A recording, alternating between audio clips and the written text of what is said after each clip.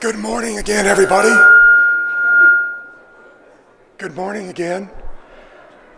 We've got an excellent breakfast for you this morning, program-wise, so it's time to get the ball rolling.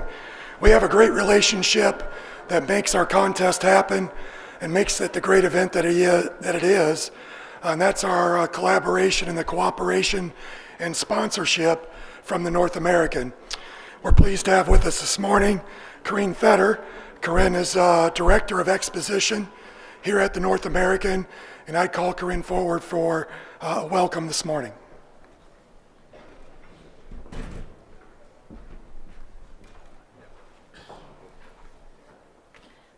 Thank you, Dr. Greiner, and good morning, everyone. Glad to have you with us today. First, I'd like to say special thank you to OVG, our catering company, and Christina, if she's in the room. Let's give them a round of applause.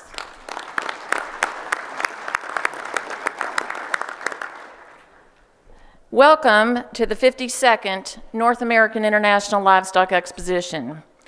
First question, did you enjoy judging on the green shavings in Freedom Hall?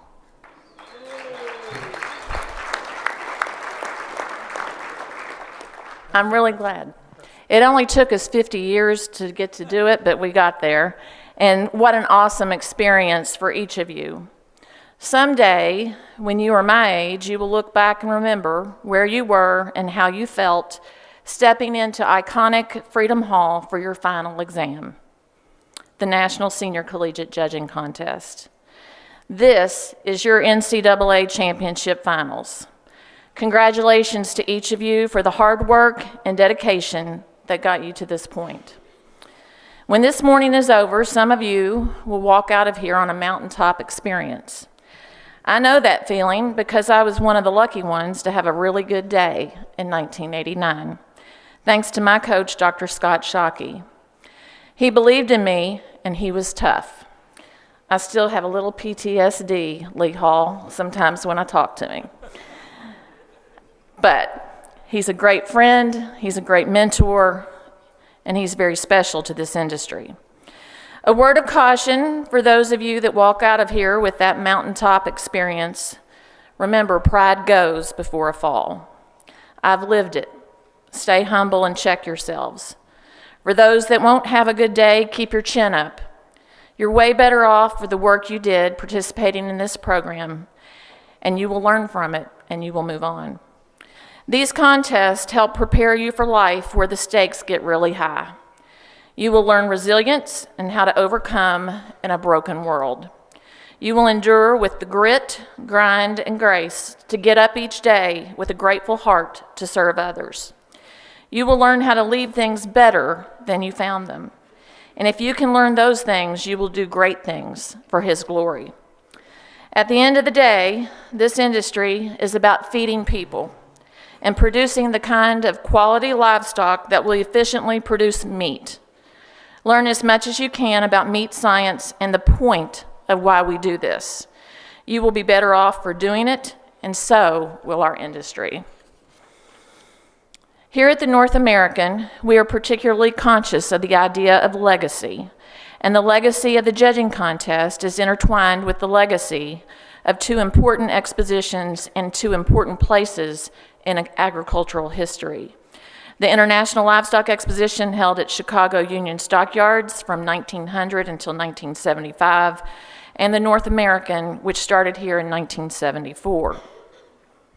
The National Collegiate Livestock Judging Contest has been an important feature of both of these storied livestock shows. Another legacy that serves as a thread connecting the International and the North American is the Saddle and Sirloin Club Portrait Gallery, the world's largest portrait gallery honoring a single industry, the great men and women of the livestock industry. This year, the 380th portrait was added to the collection, and Mr. Bill Rischel is with us here this morning. So many livestock leaders selected for the Saddle and Sirloin Gallery showed early promise as students participating in this judging contest, including 1992 inductee Jack Ragsdale. Jack was a good friend of mine, and he held the record for the highest individual score from 1948 until 1961, when another student from Purdue broke that record, and that record still stands today. Jack Ragsdale would go on to help found this livestock show and serve as the chair of the show's executive committee for 30 years. It was an honor and a privilege to work with Jack Ragsdale, and I can tell you that he exemplified all the hallmarks of leadership.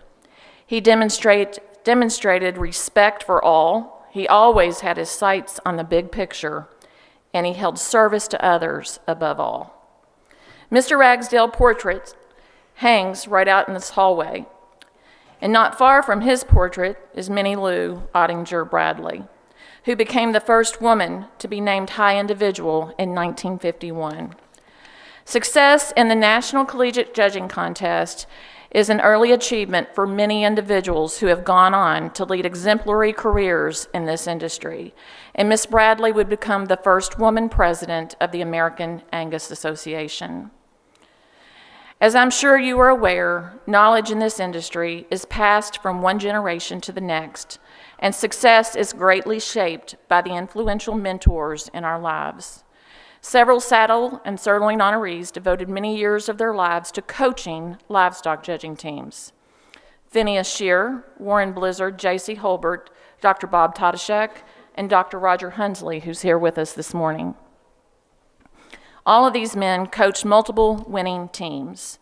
The founder of the judging contest, Professor John Craig, and 4 contest superintendents, Professor J.H. Shepard, Dr. Harlan Ritchie, Dr. Gary Manish, and Dr. Dave Hawkins have all been honored with saddle and sirloin portraits as well. For these men and women, a saddle and sirloin portrait is one of the great honors of their lives, and many are dedicated to preserving the legacy of the collection. I serve on the Saddle and Sirloin Portrait Foundation Board of Directors, along with several portrait honorees, including Harold Workman, founder and longtime general manager of the North American, Dr. Manish, Dr. Hawkins, Dr. Hunsley, and Dr. Maynard Hogberg, who's also with us this morning, here to my left. Also on that board is Mr. Tom Burke, Dr. Dennis Liptrap, and Miss Julia Hall. The portraits of many of the saddle and sirloin inductees from recent years hang on the second floor mezzanine just outside these doors, and I encourage you to walk the halls and think about legacy. The legacies of breed founders and executives, livestock show managers and judges, educators and researchers, meat packers and auctioneers, veterinarians and policymakers. There's one thing that all saddle and sirloin honorees have learned from their years of leadership. Relationships are key to success in the livestock industry and in life. Always keep that in mind. Your participation in this 120th Collegiate Judging Contest, the 50th here at the North American, may be a part of your legacy. Follow the stories of the legacy builders in the portrait collection. They will show you the many paths to success. Congratulations to all of you, and thank you for being at the North American.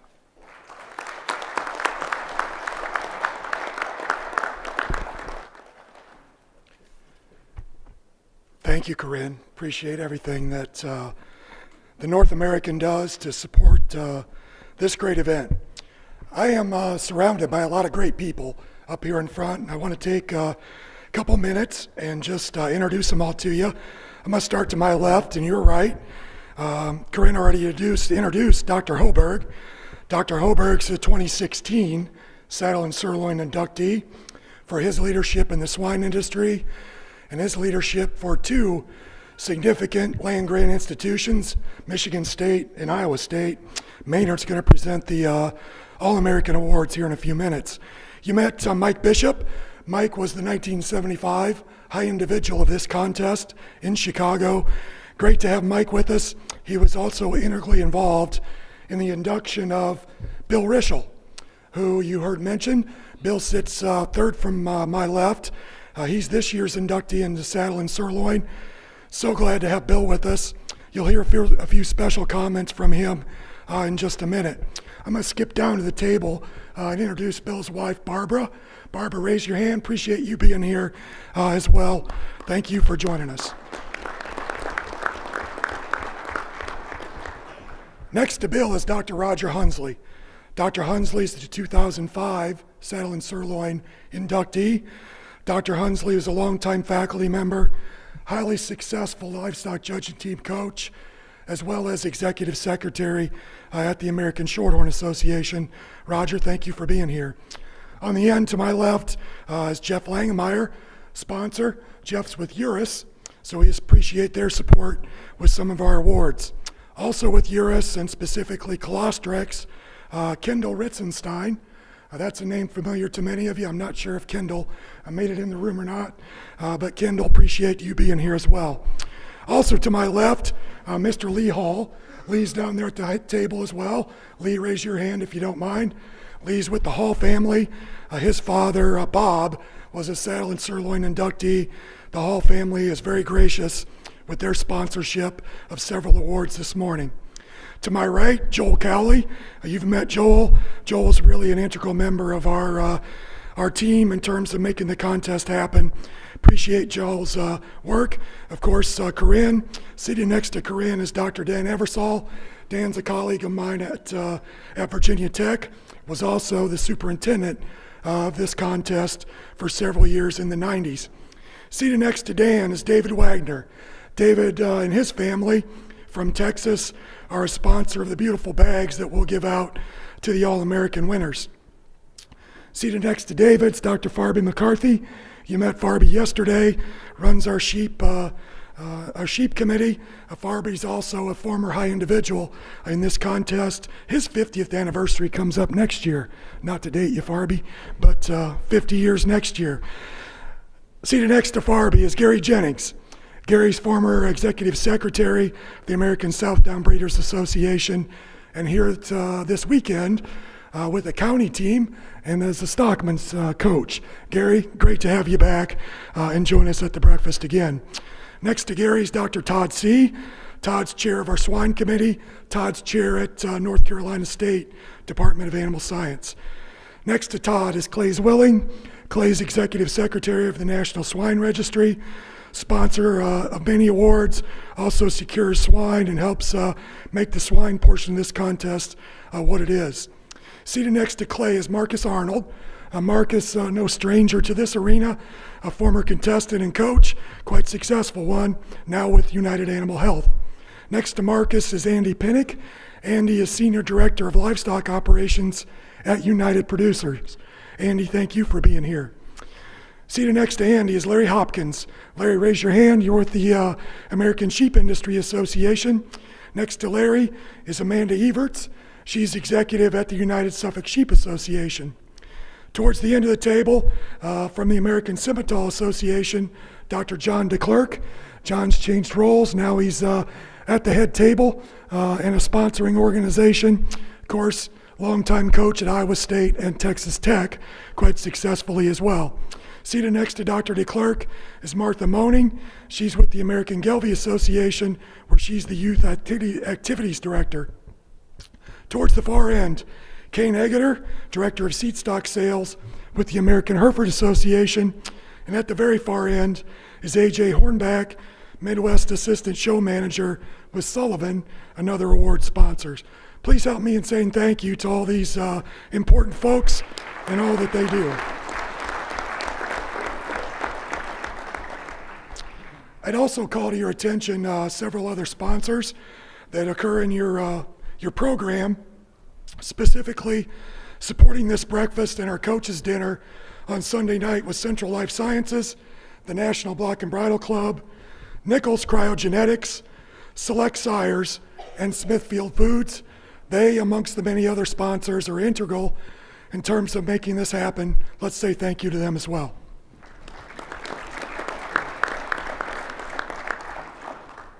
The next group of folks are vitally important. I've got the easy job serving as superintendent. The folks that work behind the scenes, everything from putting classes together to our officials and to doing the really important work, which is the details that we take for granted, and that's the great crew of volunteers that come every year. Many of them have been coming since this event started, Corinne, right here at the North American in the 70s, and I'm just very, very blessed to have their knowledge, institutional knowledge, wisdom, most importantly, their friendship and their help. So those that are here, I want to introduce Stephanie Gertz. I want you guys to stand. I know you don't want to. They're all seated over there. Stephanie Gertz, my wife Lori, Kay Vining, Joy McCarthy, Steve Spivey, Steve's hiding. You all know Steve. Ernie Barnes, Emily Bowman, Josie Caldwell. Another person that's really important to this contest, I see him seated over there, and I want to recognize him, Dr. Burt Moore. Dr. Moore, longtime coach at North Dakota State. If I'm not mistaken, coach of this young man that's seated to my left. 50th anniversary. Burt, thank you for being here. Several other folks as well. Help me say thank you to them, if you would, please, for all their work.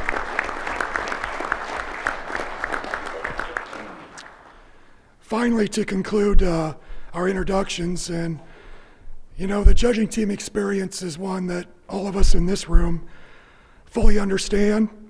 You guys that are contestants will come to appreciate more its value, and I think the folks that are back for our 10 and 40-year teams, that will resonate as you hear them talk, and we learn more about what's happened in their lives since the day they sat in these seats. But for all that to happen, we've all got to have support from our universities, and we very much appreciate those folks from the universities that are responsible for making the van ride possible, putting gas in the tank, sponsoring your hotel rooms, hiring your coach, and providing support. So I want to introduce those university administrators. Dr. Dave Lust is here. He's a member of the 40-year team. Why don't you guys stand as I introduce you? Dave is department head at West Texas A&M. Dr. Dan Mosier, Dan's interim dean at Kansas State. Dan coached judging teams, longtime faculty member at K-State. Dr. Crable, dean at Texas Tech, I believe is here. I'm sorry. How about Gordon Davis? Dr. Davis here, longtime supporter, distinguished alumni at Texas Tech. Dr. Jason Ross is department chair at Iowa State. I know Jason's in the back. Dr. Rosie Nold, assistant dean at South Dakota State. I know she's here. She plays, there's Rosie over there, also plays a key role in leadership of the 4-H contests. And Dr. Richard Coffey, department head at Oklahoma State. Richard, let's say thank you to them for their being here.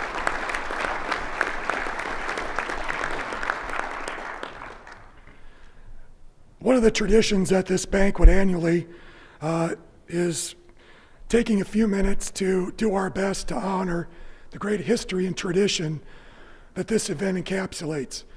To help get us started with that review, Steve Spivey will provide a summary of the history and historical background of this great event. Steve?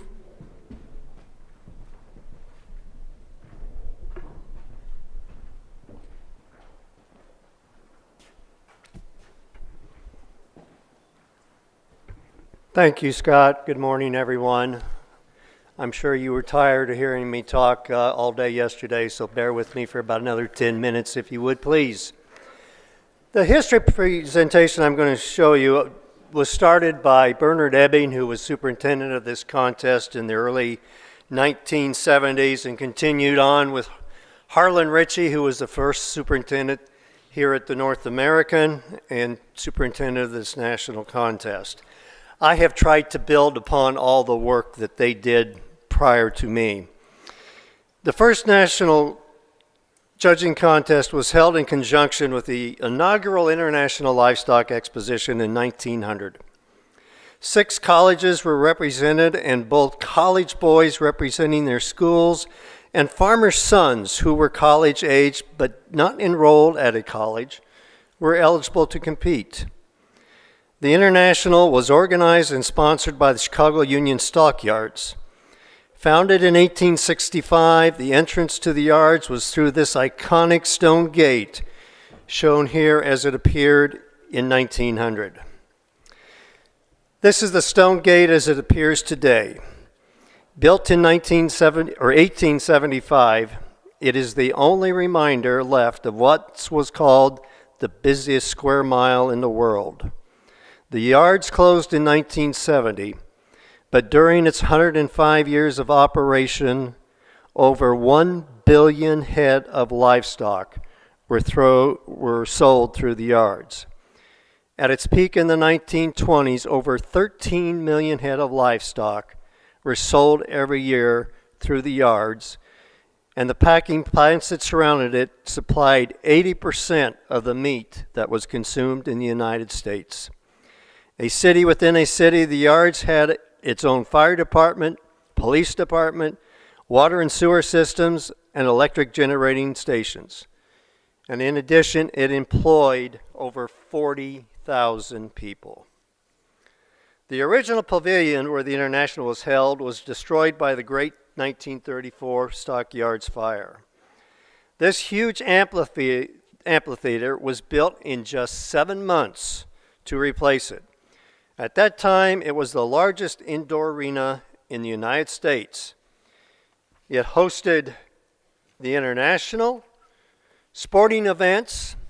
It was the original home of the Chicago Bulls, and concerts and it stood for 65 years until it was demolished in August of 1999.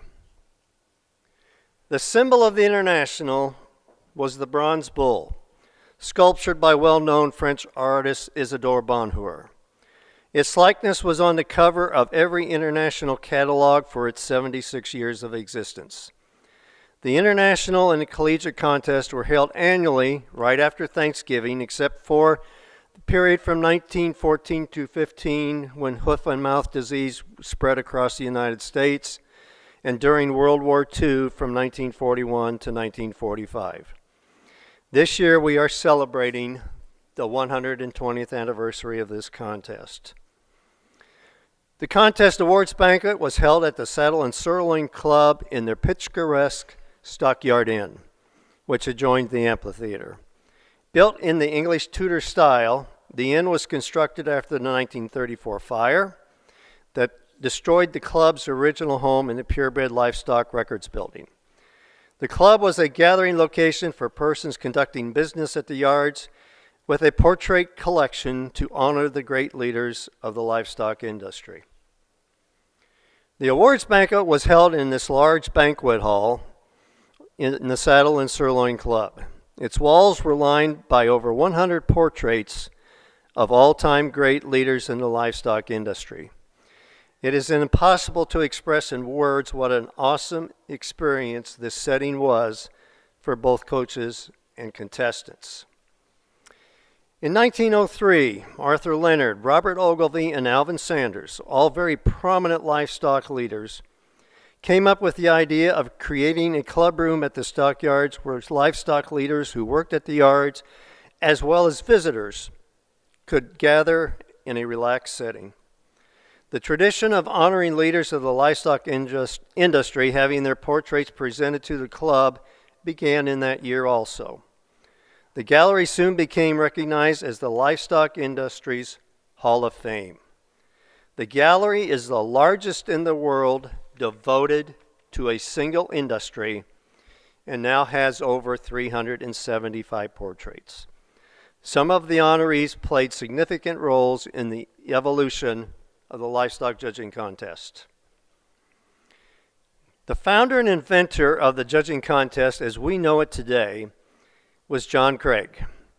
Craig developed the first scoring system to evaluate and judge livestock of all species and developed the system and structure of the first livestock judging contest for both students and farmers in 1892. He organized the first intercollegiate livestock judging contest in 1898 and was one of the principal organizers of the first contest at the International. Craig's book, Judging Livestock, was first published in 1901 and for the next decade was considered to be the authoritative source for livestock judging and evaluation. In 1906, J.H. Shepard, Dean of the College of Agriculture and later the President of North Dakota State University, became the contest superintendent. He served as contest superintendent for 33 years. Many of the contest procedures and guiding principles instituted by Shepard during his tenure are still in use today. The first contest had up to 18 placing classes, with contestants submitting written reasons. Under Shepard's leadership, the number of classes in the contest was set at 12 placing classes and 8 sets of oral reasons. Scoring was changed to awarding 50 points for a perfect placing score or a set of reasons, with deductions from 50 for placings and reasons determined by the officials. The first contest in 1900 was won by the University of Illinois. The high team trophy was a bronze named Bull in Defiant Stance by French artist Isidore Bonheur. The first bronze bull was named the Spoor Trophy in honor of John Spoor, the driving force behind the creation of the International Livestock Exposition and its first president. Spoor, who became president of the Union Stockyards in 1899, guided stockyards during a period of modernization and growth. His portrait hangs in the Saddle and Sirloin Gallery. Up until 1967, a college could keep possession of the trophy after winning it 3 times. This first bronze bull was retired by Iowa State in 1903. During the early years of the contest, horses were an important component of the contest and were included in the contest classes from 1900 through 1907. Separate contests were held for livestock and horses. The Dex Amos, a bronze depicting a kneeling man next to a horse, was awarded to the high team in horses and retired by Iowa State in 1907 after 3 wins.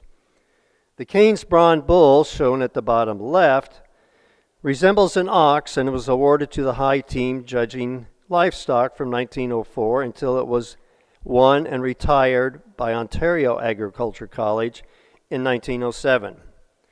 Beginning in 1908, the very unique Carlo Romanelli bronze sculpture depicted on the right was awarded to the high team and was retired after 3 wins by Iowa State in 1912. The next bronze bull was cast in 19, and it differed significantly from the first bull that was awarded in that it depicted both man as well as beast. This bull was retired by the most successful school of the 1920s, Oklahoma State, after winning it 3 times. A likeness of this bronze was incorporated into the logo of the American Society of Animal Science. The contest returned to awarding a bronze bull sculptured by Bonheur to the high team. Shown here is the 4th bull retired by Kansas State, who made a run of 3 consecutive wins in the 1930s. The 5th bronze bull was titled Bellowing Bull, was retired in 1955 by Iowa State. The 6th edition of the bull was retired by Texas A&M in 1967. This marked the end of the bull being retired. Starting in 1968, the bronze bull here at the front has been a perpetual challenge trophy. The 7th bronze bull was designated as a challenge trophy never to be retired. This is the bronze we will award to the high team today. The other national treasure of the contest that goes to the high team is the silvery pern, which was presented to the International in 1950 as an expression of goodwill by the Royal Agricultural Society of England. Crafted in 1858, the pern is also a perpetual challenge trophy awarded to the high team. The earliest record of a woman competing in the contest was 1917, when Edith Curtis of Iowa State placed 5th overall in the contest. Over the next 3 decades, women occasionally competed in the contest, some placing in the top 5 in a species or overall. 35 years after Edith Curtis competed in the contest, Minnie Lou Ottinger Bradley, a member of the 1952 Oklahoma State team pictured here, as Corinne has already told you, was the first woman to be the high individual in this contest. Her accomplishment was so significant, it was reported on the front page of the Chicago Tribune. Since then, 10 women, 4 in the last 10 years, have won the contest. Minnie Lou is a true pioneer in animal agriculture and was inducted into the Saddle and Sirloin Gallery in 2014. Throughout its history, many of the contestants like you in the national contest have gone on to become leaders in the livestock and agriculture industries. For example, Texas A&M under Coach Doug Wythe won the national championship in 1959. A&M teams continued to be tough competitors through the 1960s, winning 2 championships.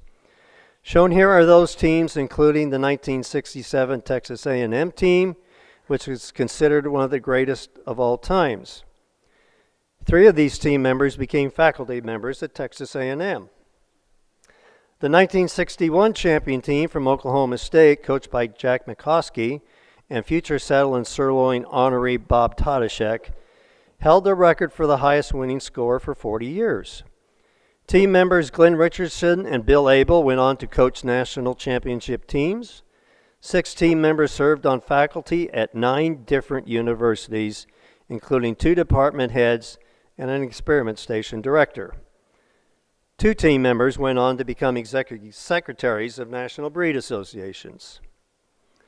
The final years of the International saw a rapid decline in the number of livestock sold through the stockyard and exhibited at the International.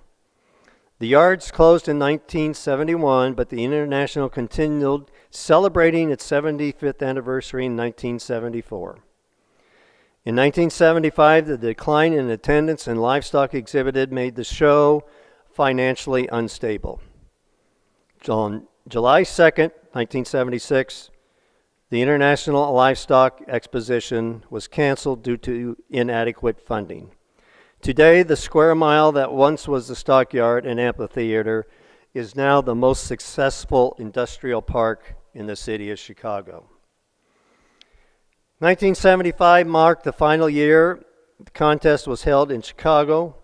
The high individual that year was Mike Bishop, shown here with his North Dakota State team, and he has joined us here today. In 1974, the first North American Livestock Exposition was held here in Louisville, as Corinne has mentioned. One of the key proponents of the new show was Jack Ragsdale, predominant shorthorn breeder and livestock leader, as well as a high individual in the 1948 contest. Managed by Harold Workman with the Kentucky Department of Agriculture, the show quickly attracted breed association meetings and added new species to its lineup. In 1975, the Expo hosted its first collegiate judging contest with 25 teams. With the closing of the International, the national contest was moved here to Louisville in 1976. Ragsdale and Workman were also instrumental in having the Saddle and Sirloin Club relocated here when the International Stockyards closed.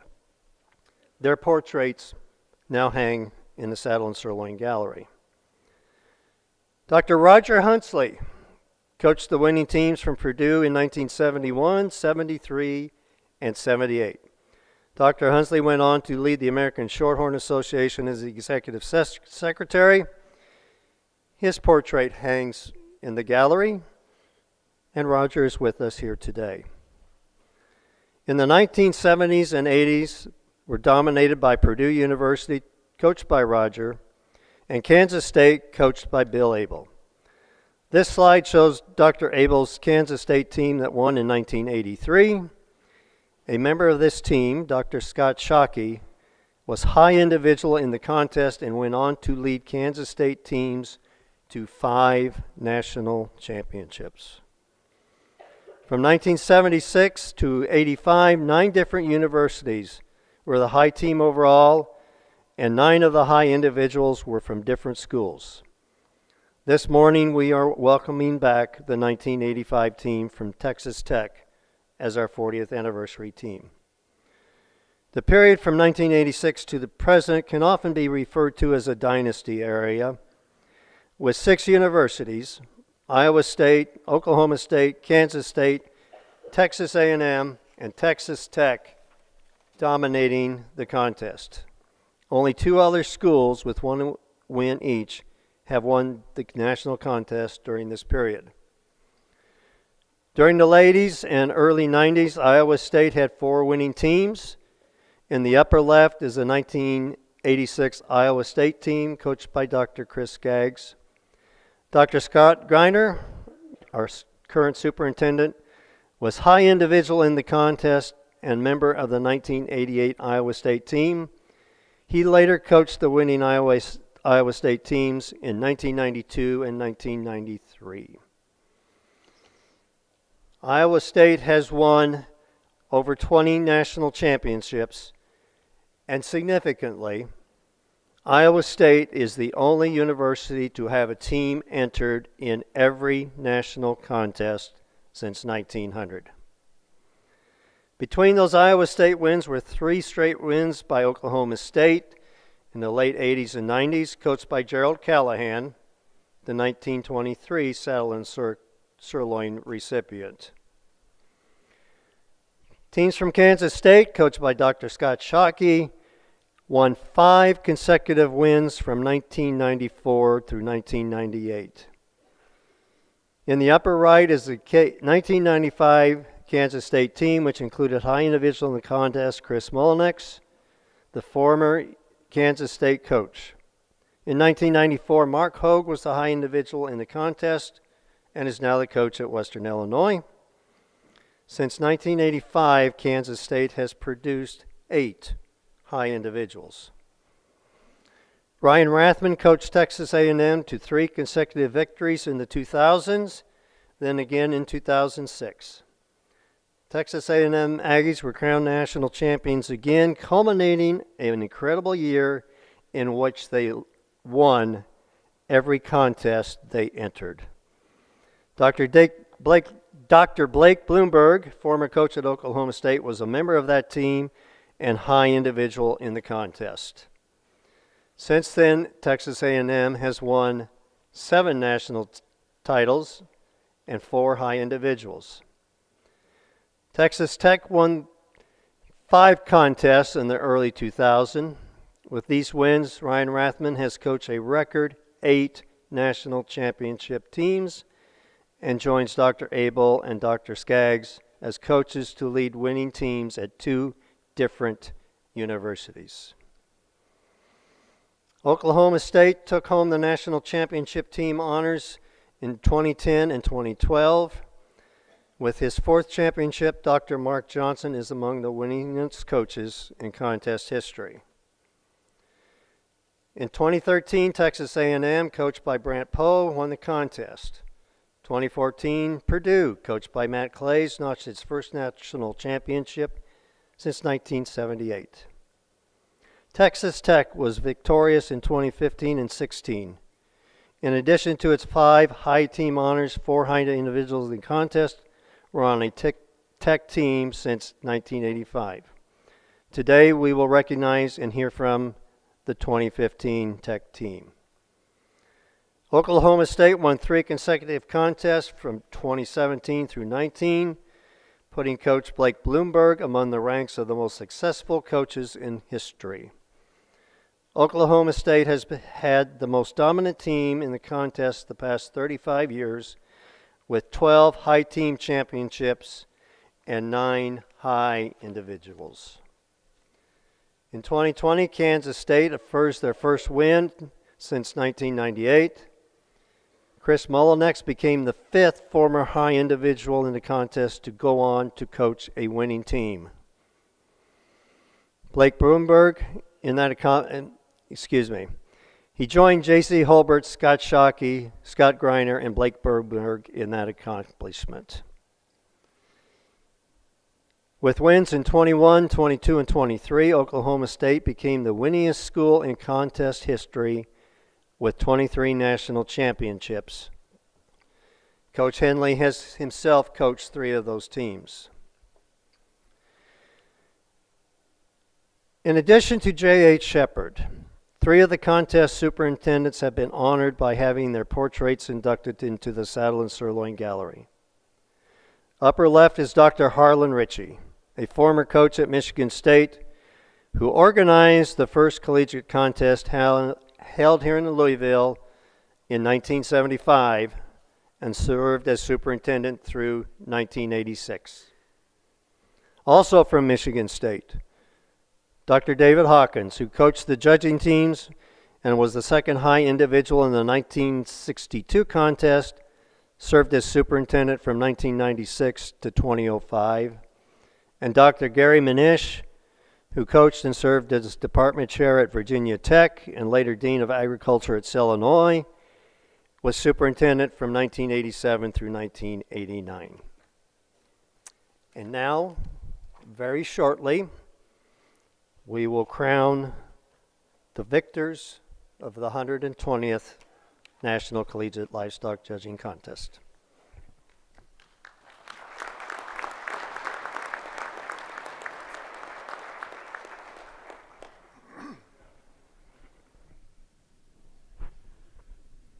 Thank you, Steve. Appreciate your steadfastness in putting together that history every year. This morning, we are very, very fortunate to have a special guest who we introduced earlier, Bill Rischel. Bill sat in these seats a few years ago. Bill, if you'd make your way forward, please, for a few comments.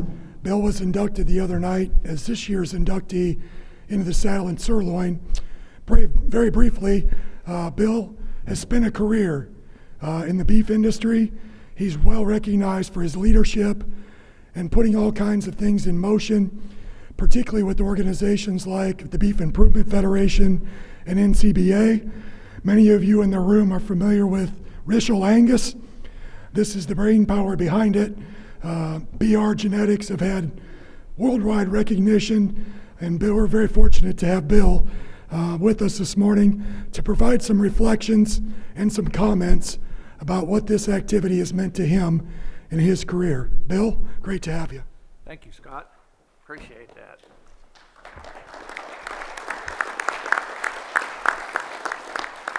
There's a couple of things that I want to share with each and every one of you today.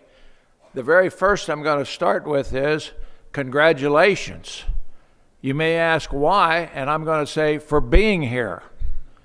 I have learned in my lifetime, being part of organizations, that the industry organizations are run by those that show up. And I want to encourage each and every one of you to use this experience going forward to be a part of industry organizations that continue to move agriculture ahead in our country and keep us one of the great food baskets in the world. And that's no simple thing, and that's not little, and we shouldn't ever lose sight of that because it's a major deal. The other thing that I love to talk about is what does it take in your mind? How would you put together 4 steps or 4 things that make livestock judging valuable to you and your life endeavors? Have you ever thought about it from that point? Number 1, you have to start out and certainly get some facts and foundations for what this livestock should look like based on your coaches and their help and just how things change in the industry. Having said that, as change being the number 2 thing on my list, do not be afraid of change in your lifetime, because I can guarantee you, while you've heard that change is the only thing that's constant in life, I can assure you, if you haven't figured it out already, that the only thing that's not constant is the speed at which it's going to change. And trust me, it's on a fast track. So be prepared, enjoy the ride, because this day in your life has helped you develop a lot of things that are going to allow you to be a major part of that change. Accept it and be happy with it, and it will create success for you. The third thing that I wanted to talk about is about judging. What do? You make observations, right? Comparisons. And when you do that, you're deciding in your own mind why you're doing what you're doing. And I'm going to suggest to you that and then giving reasons and convincing a stranger who you've never met before perhaps that you were right in what you decided to do and the decisions you made. Those 4 things will serve you extremely well in whatever you decide to do with your life and whatever industry you decide to do it in. I'm just prejudiced. I hope that the vast majority of you do something in agriculture and make it more prosperous and better. And do not be afraid of the word prosperous. We went through a period in the 80s, and we had 3 daughters, and I wanted to introduce my wife sitting back here because she was the brains behind the Rishal Angus thing, and she was a city girl. But I'm going to tell you, back in the day when I was working at Penn State, we got married between my junior and senior year at the university, and Barb got asked by Herman Purdy if she could help with cattle records at his office, and she jumped at the chance, and now she's done a world of that. And I mean, that was her beginning, her start, and she wasn't even going to the university. One day, he said to her, "Barb, we've only got 9 people out for this judging team. If you would go to North Central with us," I think it was maybe Wisconsin that year, I'm not sure I've got that right, but he said, "if you would go with us," she had taken judging class there at the university because she wanted to learn about it. She had an appetite for that, and she wanted to find out what that was all about. And she said to Herman, "Do you think I can do that?" "Oh, sure," he said. That was the way he was, no big deal. You can do it. He was so positive that I've never forgotten that about him, and I miss him every day of my life. It's just an incredible thing. At any rate, she went. He said, "Now your score can't count, and so, but at least those other 4 individuals on that second team will get some experience," and he thought that would be valuable. And do not ever forget to try and be a part of helping people along in your life and helping other people achieve something that they'll never forget. And it will add value to not only their life, but your life. So those are some of the thoughts that I really want to share with you. And I want you to be, as I said earlier, as engaged in this industry as you can possibly be. I was a working owner. I was the manager of our place, and I was a working owner, not like a lot, and didn't have a huge staff, never did. So it was a lot of manual labor, and I grew up doing that, and I liked it. I liked being out there. I learned more following cows around on the ranch than I probably ever learned in many other environments. And so those things still come back to me today and make me understand how fortunate I was to like that and be able to do it and learn how these cattle actually function and work. And it's a pretty big deal when you get deep into the matter, It really is a big deal, and sometimes we have kind of lost track of paying enough attention to some of those fundamentals, but that's for another day. So in 2015, I had an opportunity, was asked if I would deliver a commencement address at the College of Technical Agriculture in Nebraska, part of the university system at Curtis, Nebraska. And I thought to myself, and I asked Mary, who called me, if I would do this. And I said, "Why? Who else is coming?" "Oh, only the president of the university, the chancellor of the university, and a regent." And I said, "They do that all the time. Why aren't you asking one of those?" "No, we want your life story." And I thought, okay. So I took the job. I worked at it really hard. I did quite a little research to try and act like I knew what I was talking about, and so it turned out fantastic. And I shared with those kids that same thing about what this judging experience does for you in your decision making and how you will look at things in your life. And what I told them was, and I'm going to tell you the same thing, those same attributes are very valuable in your future, whatever endeavor it is. Most importantly, it might be extremely valuable when you select a spouse. So don't forget that part of it too. Because if you're not a team, and if you can't kind of figure this out and do it together, it will not work. I'm just quite sure that that's a true story right there for you. I got to share a funny one with you. Our Penn State judging team in 1966, when we judged the Kansas City Royal, the American Royal Judging Contest, we won horse judging. And Jim McGreevy, who was on our team, was the high individual in horses. And for all of you Texas people in here, we came walking back into the Mulebach Hotel that night, McGreevy and I kind of together. Of course, they recognized him from this ceremony and this breakfast and the awards. And one walked up to Jim and he said, "Were you all the ones that won horse judging?" Jim said, "Yes, sir, we did." And he said, "Well, just how you learn to judge horses? You look at pictures?" And I regret to this day yet that I didn't say, "Occasionally, would you like to borrow them?" and that just always hit me kind of in a strange way, you know, that they recognized him and they realized it was special. But ask you if you learned it by doing pictures. Our assistant coach was a man by the name of Dr. Tom Merritt. He was one of the outstanding quarter horse judges in the country at that time, and Penn State had a band of broodmares that I would run up against anybody's set of broodmares anywhere. And so it wasn't like we didn't have something to, as a model or something to work with, but it's just funny, you know, how we all think at certain times, and sometimes it's not very accurate. But having said that, Herman Purdy, before we would judge every contest we were ever in, was kind enough, and I use that word loosely because meaningful to all of us as team members, recite a poem to us that I want to share with you today. It's on your program here, and I encourage you to take those home, hang them on the wall, and have them around when you're raising kids. And work with your children and let them learn about this and think about it and read it more than once. It's called Thinking. And it said, if you think you're beaten, you are. If you think you're not, you don't. If you'd like to win, but you think you can't, it's almost a cinch you won't.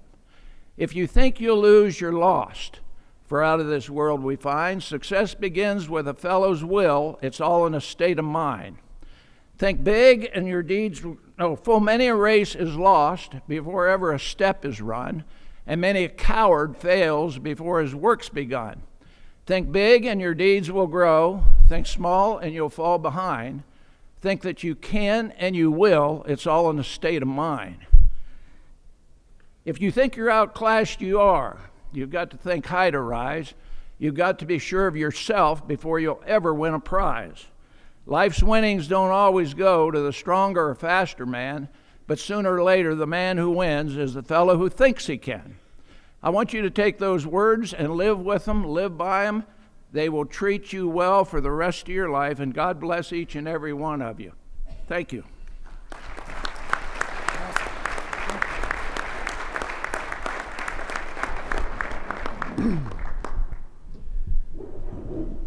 Incredible words. Thank you, Bill. Very much appreciate you being here. Another important component of this banquet, as you've already heard, is to reminisce a bit and honor the 10 and 40-year teams.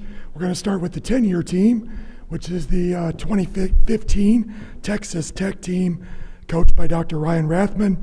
Ryan, look forward to learning more about this group. Thank you, Dr. Grinder. Man, it's a pleasure to be with y'all this morning. Sometimes when y'all are sitting out here in this banquet hall, y'all are in your seats thinking about, well, why in the world do we have a 10-year team, a 40-year team, and it takes forever to get through it and get to the results that I know y'all care so much about. But hey, the reason that we have these teams and the reason that we bring them back, number one, so it's an excuse for a bunch of old guys to get together one more time. I think they're tough enough to drink more than they should and tell lies. But mainly, guys, It is an opportunity for each and every one of y'all to see an example of where each one of y'all may be in 10 years. And I know y'all have been, tremendously consumed with the judging experience through the last several years of y'all's lives, but this is just the starting line. What y'all do from this point forward is what's going to matter. And so I'm proud to introduce these women and men down here that I love dearly to show y'all an example. If they're an insight to what's going to happen in y'all's lives within y'all's teams, I counted it up. 64% of y'all are going to get married in the next 10 years. So I don't know what camp you'll end up in.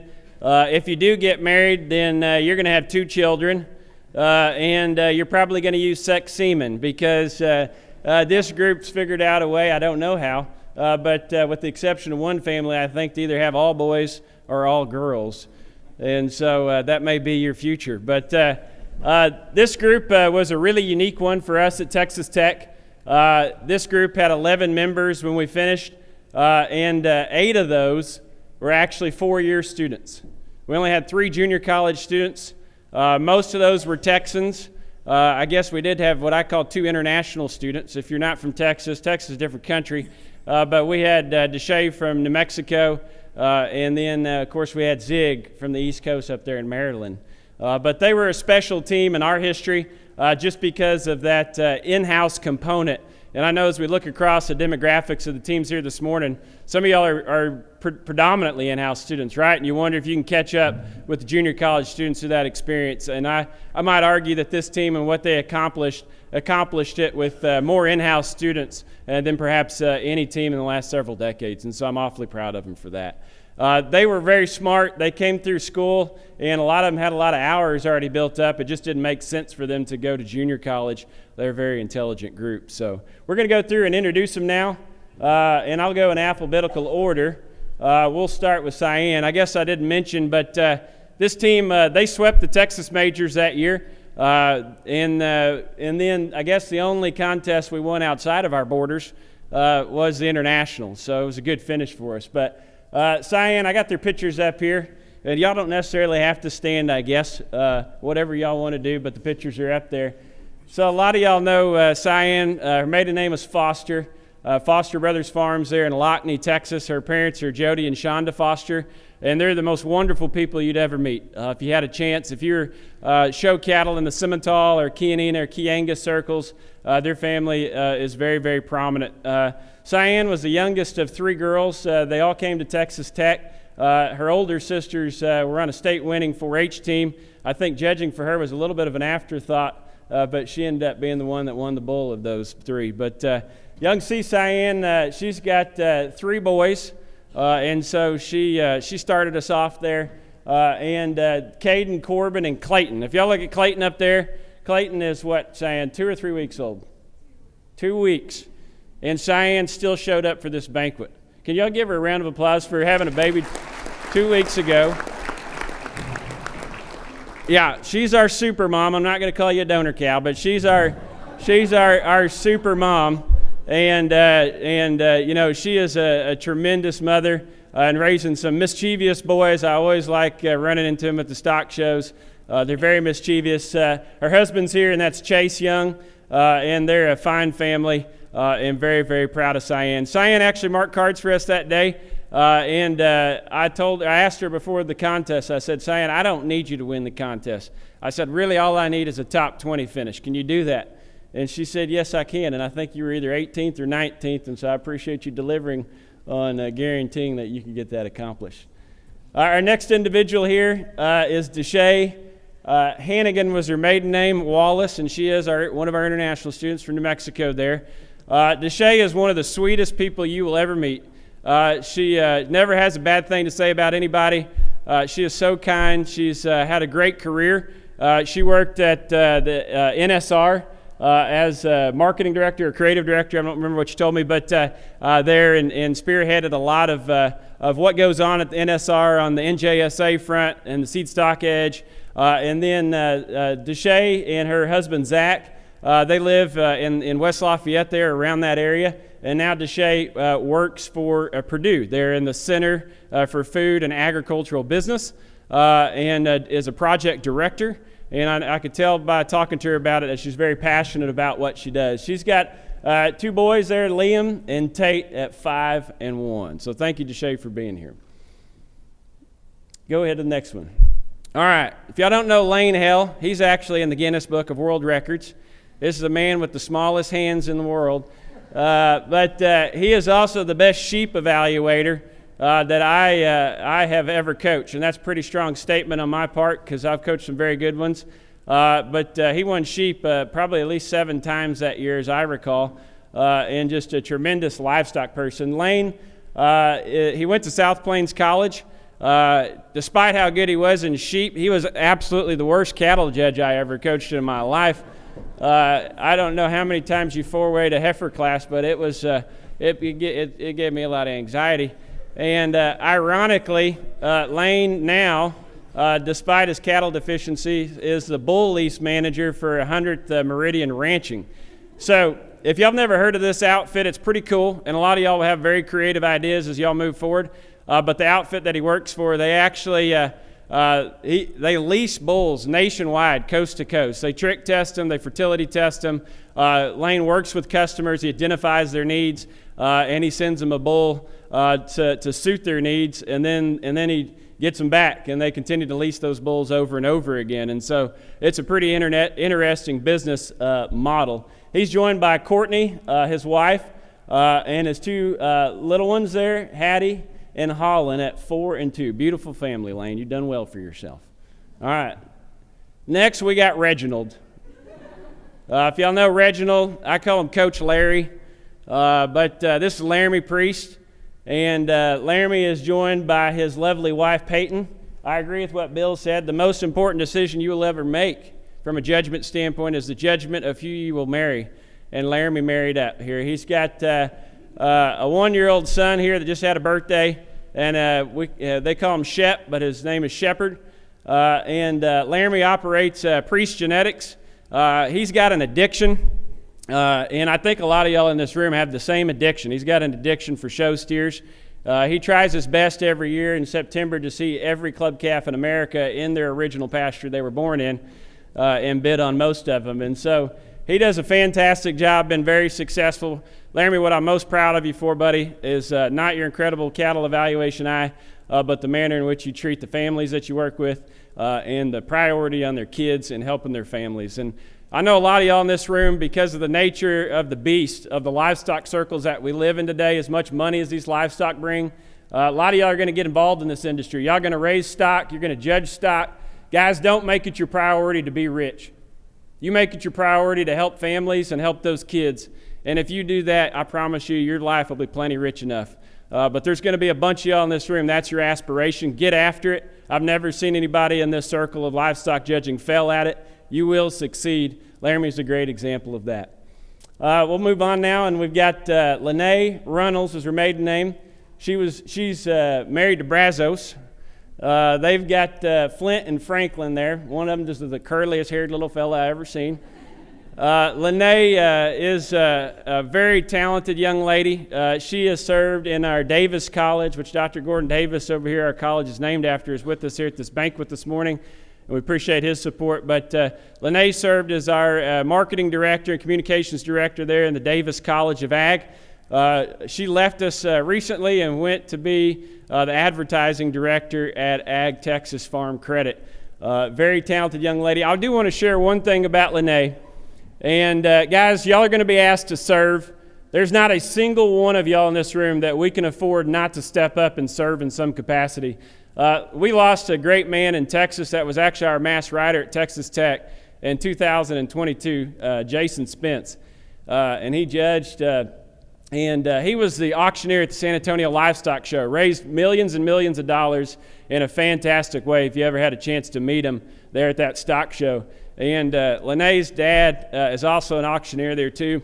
Try not to get choked up here, but she has since then founded the 806 Buyers Club, and she just pours her heart into making certain that she raises funds in honor of Jason, but also to support the Texas Panhandle Kids Show and down there. Guys, y'all got to be servants. There's not a single one of y'all we can't have step up and do that. Lene, I'm so proud of you for what you do there.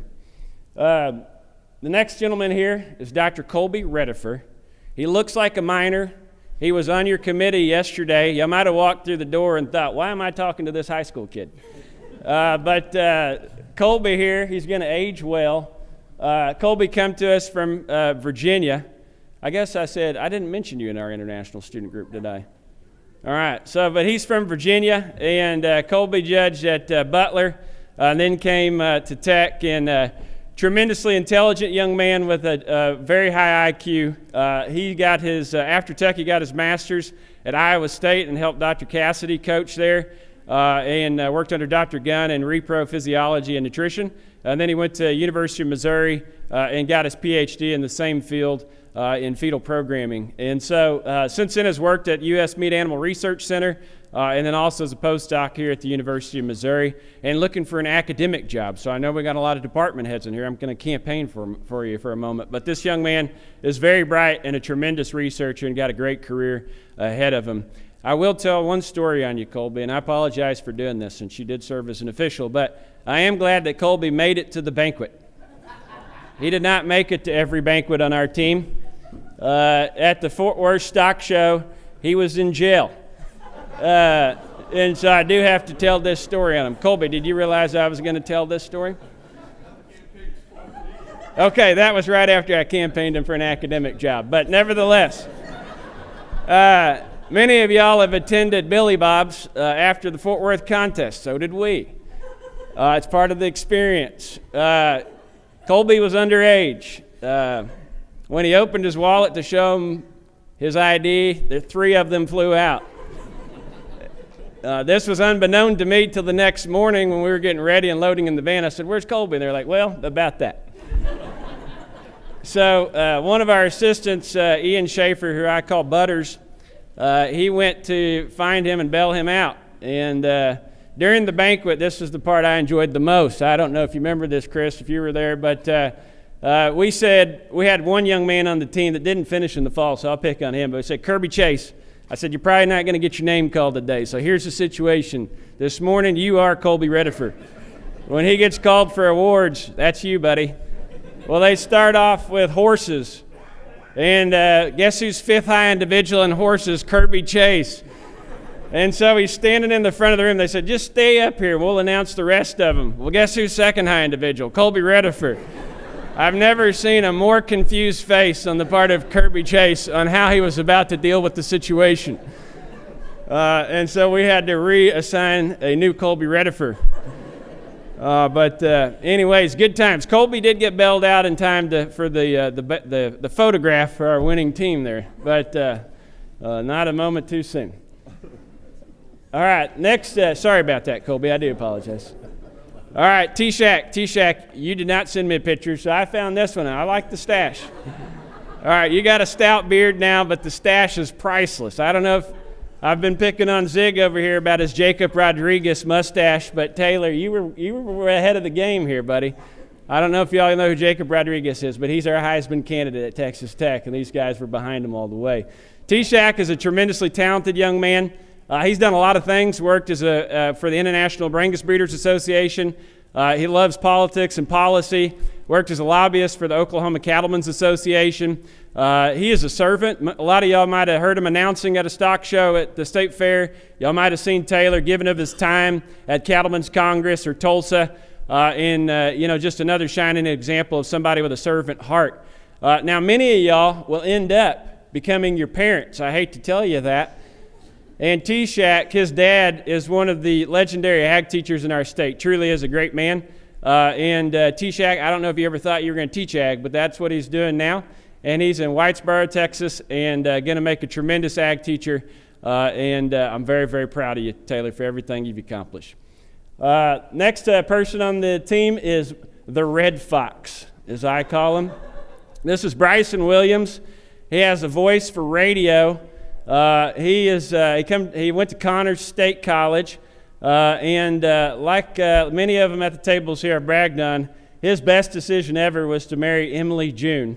And if y'all don't know Emily June, she's a close family friend of ours, and she's the livestock director at the State Fair of Texas. And so now Bryson is a servant at the State Fair of Texas in many capacities. He was your announcer, I think, this year. They're joined by Miss Harper down there, who's a tremendous colorer.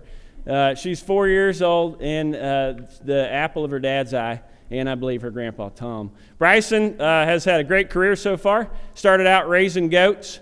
I think then from there became a livestock production specialist or a sales consultant for Purina Animal Nutrition. Did a wonderful job, worked with Dr. DeClerc down there, and I know a lot of people thought very highly of him. And so, guys, one thing about your career, one thing's going to lead to another. Don't ever burn a bridge behind you. Bright and all these guys have done a good job, even though they've maybe had 2 or 3 careers so far. Each one of them, one step has led to another because of the manner in which they've behaved. So Bryson went from there and now joined ZenPro. If y'all don't know about ZenPro is pretty much a global leader in performance minerals, and he's their account manager there across Oklahoma and Texas, and doing a wonderful, wonderful job. Bryson, I'm so proud of you and proud of the father that you are. The next person that we're going to introduce, Miss Tylee Jo Williams. One of my favorite people in the world. Her personality will light you up. She is, maybe y'all have seen her around at stock shows. She carries a camera. She worked for Pulse, mainly in the southern United States, and so you may have crossed her path there. Tylee Jo's very talented, just ag communicator. She owns her own business now, TJ Marketing, and does videography and all kinds of sales and marketing and just an entrepreneur. She lives out in California now. And so, Tylee Jo, thank you so much for being here. We've got next the Zig, Lucas Ziegler from Maryland, right? And a lot of great stockmen from Maryland. And Zig was one of those, even though I had no idea who this kid was when he showed up to judge. He was an in-house student. I thought so little of him during winter workout. I said, I don't even know this kid. He just showed up from Maryland, in-house kid. I said, I've got some ideas in the room. I'd kind of like to bounce off the Reasons takers that probably aren't going to fly, a little risky. I said, I'm going to call you R&D, and I'm going to give you a list of things that maybe we try out. And he went from Mr. R&D of somebody that I thought had no promise to being our 5th high individual at this contest, I believe. Zig, we couldn't have done it without you, buddy. And he has worked also as a fieldman for the NSR, worked for the Indiana State Fair, and now works for a drone company. He's a national sales director for a company I was visiting with him about that they do all sorts of things on the row cropping front, insecticides and feedlots, and then other, I don't remember what you told me now, but for national parks, doing different types of pesticides or herbicides. And so you never know where you guys are going to end up. Hey, quick show of hands. How many of y'all in your family operations have had any usage of drones in some capacity, row cropping, or in livestock management? I just kind of want to see how far down the road we are. Yeah, so a handful. I bet that if we did this in another 10 years, everybody's hand is going to be raised. So anyways, cool area. Zig, your name starts with a Z, so I think I'm done. Guys, thank y'all for sharing a little bit of your time with me to be able to recognize a group of men and women that I absolutely love. My wife is up here as well. She's looking at me, so I also need to introduce her and my 2 beautiful daughters. My wife, Kayla, here is my backbone, and she is a big part of our kids and our family, and my daughters, Kinley and Carly. I also had Nick Fitzsimmons and Ian Schaefer help me coach this team in the spring, and then we had Kylan Carson help coach the team in the fall. Did I miss anybody? Oh, Colton. Miss Colton. Colton's not here. That's why I skipped him. But Colton is a general contractor, and he kind of broke our gender thing I was talking about, so I also kind of left him out for that reason. Didn't fit my narrative. That's what they do in politics, so that's what I did. Guys, if y'all don't mind, put your hands together and congratulate the 2015 national champion team.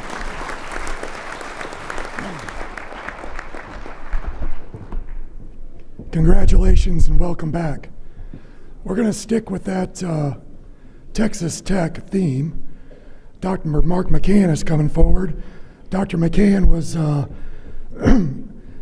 he was at Texas Tech as a graduate student, coached this team.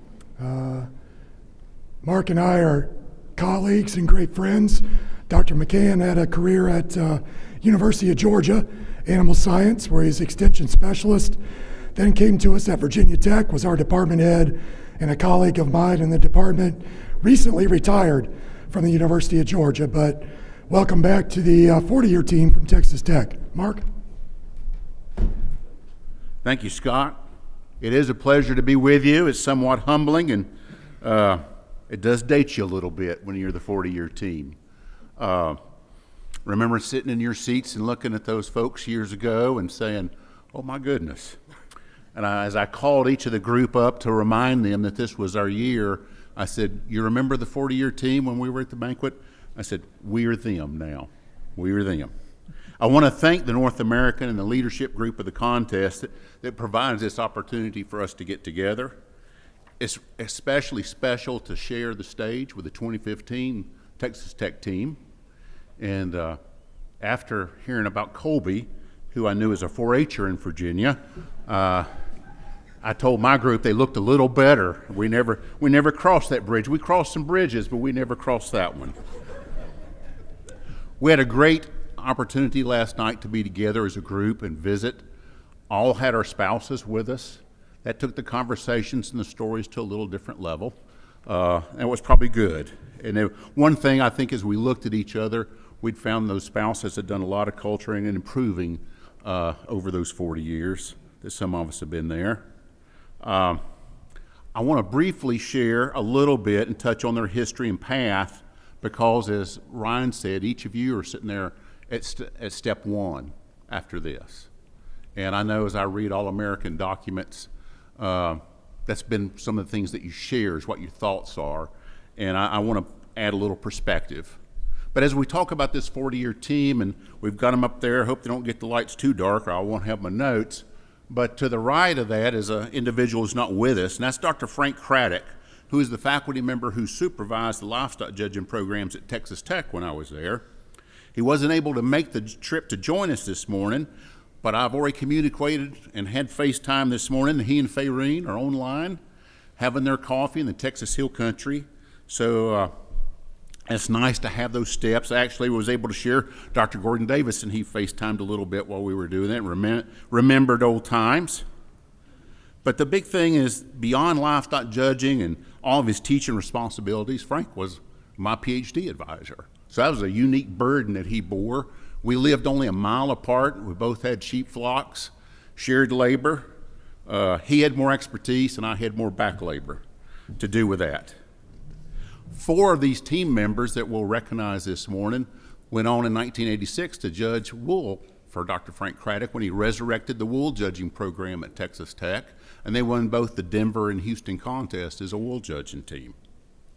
Frank's later left Texas Tech and went to work for Texas A&M Extension as a sheep and goat specialist, and through that role, Frank touched the lives of thousands of Texas youth, extension agents, and ag teachers through his work with the youth goat and lamb program, in addition to what his normal responsibilities were work with sheep and goat ranchers across Texas. So Frank and Fayreen are there this morning. I hope you heard those comments, and we really do miss you. Next, as we go from right to left there, in the photograph is Dr. Sam Jackson. He's a professor and associate chair of animal and food science at Texas Tech, the only member of the team that wasn't from the high plains of Texas. Sam grew up in Stephenville, Texas. He was a horse judge as a 4-H'er in livestock. Before he judged livestock at Texas Tech, he was on the horse judging team, and later he was one of the wool students. Post-graduation, Sam went to pursue a master's in reproductive physiology at Texas A&M, and it was during that time he was coach, graduate student coach of the 1987 national champion team. So he'll have this joy and opportunity just a couple years to have a reunion with that particular group.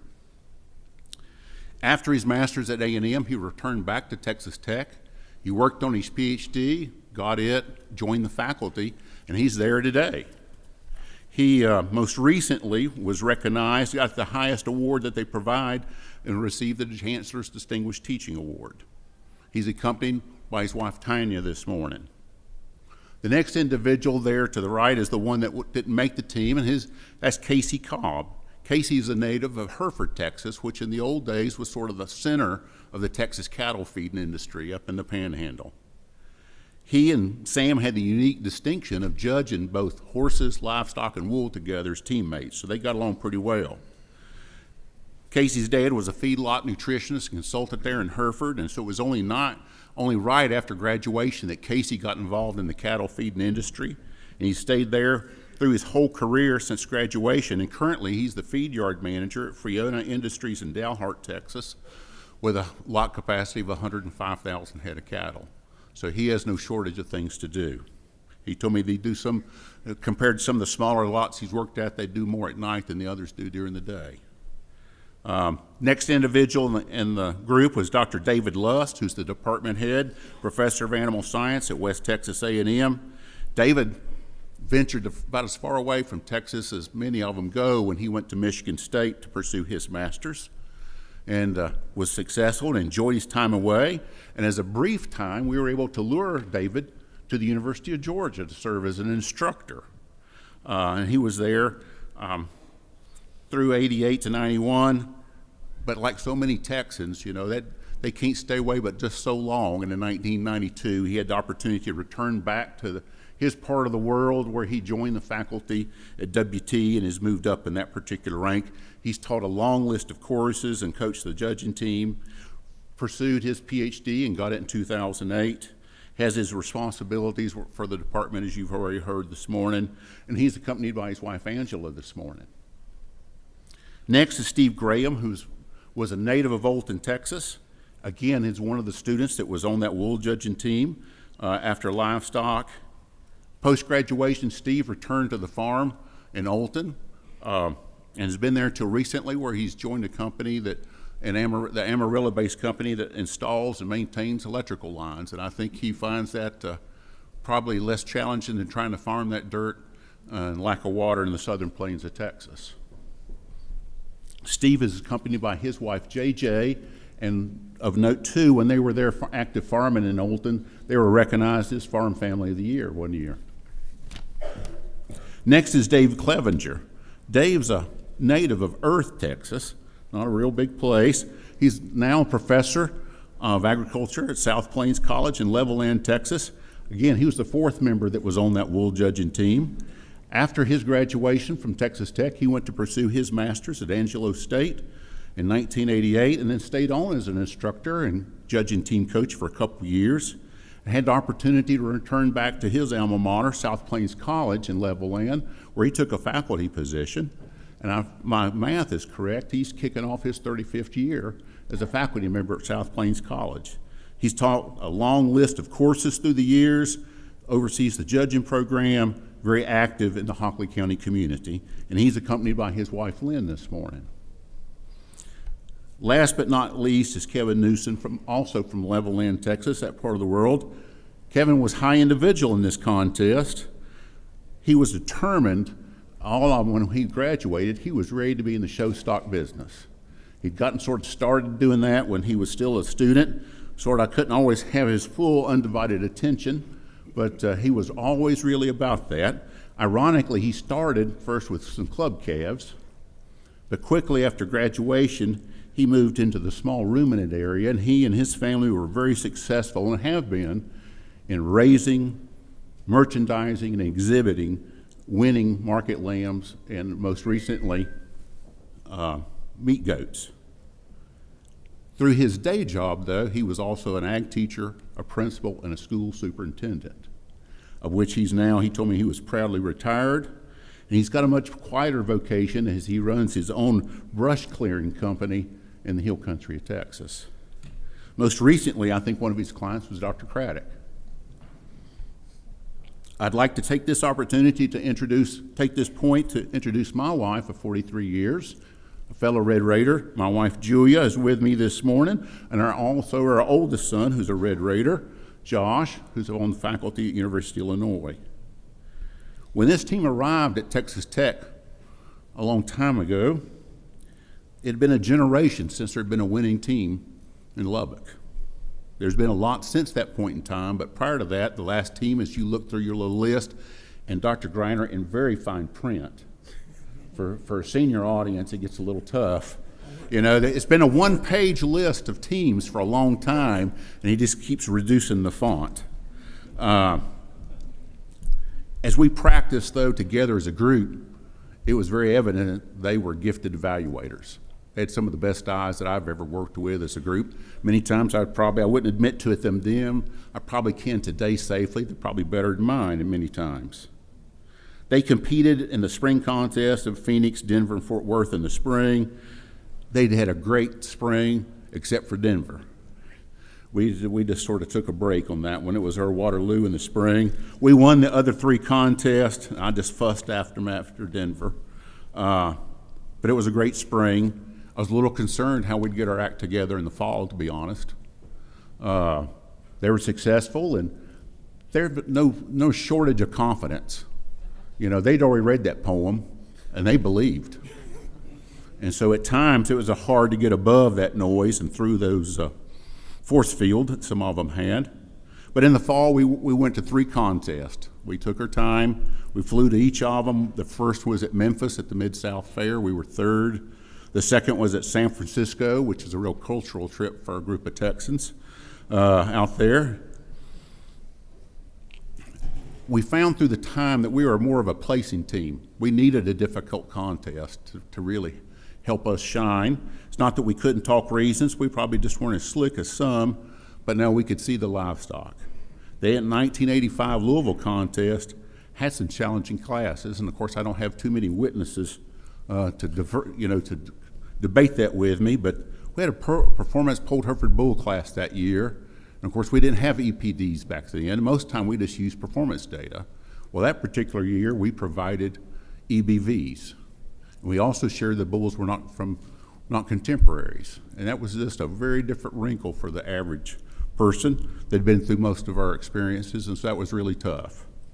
There was a real tough class of market lambs, but the bull class really separated a lot. Mr. Newsom was one of the few that got it right. And not beyond getting it right, he also saw it just like the officials did, and you have your days, and it was his day here. He shined at that particular time. We had a great breakfast, great banquet, and then we got on a plane. We were just ready, hoping the van would start when we got back to the airport, and we were met by friends and colleagues at an airport reception. It was a special time. I hope my recollections have communicated the varied paths that each of these team members have followed through their careers. It's been a long time since that 40-year banquet ago. I want you to realize those paths are not necessarily straight, nor are they necessarily smooth. And so I'm very proud of what this team has done and they've accomplished both as students and now as they've become contributors to the industry.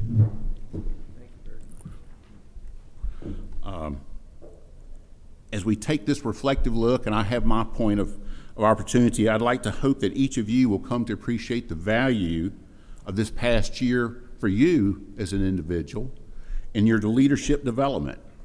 As mentioned earlier, your decision-making, communication skills, and people skills are priceless in a time we discuss about artificial intelligence, too much social media. You have a different tool set than the average person out there, and I encourage you to take advantage of it.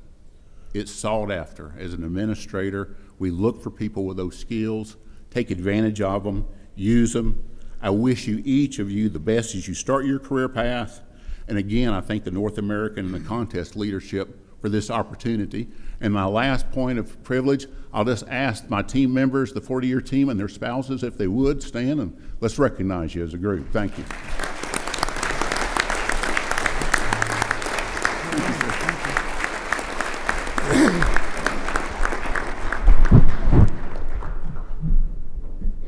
Always a highlight for sure. And to echo what Dr. Rathman and Dr. McCann said, I sit here every year and I'm a very fortunate person.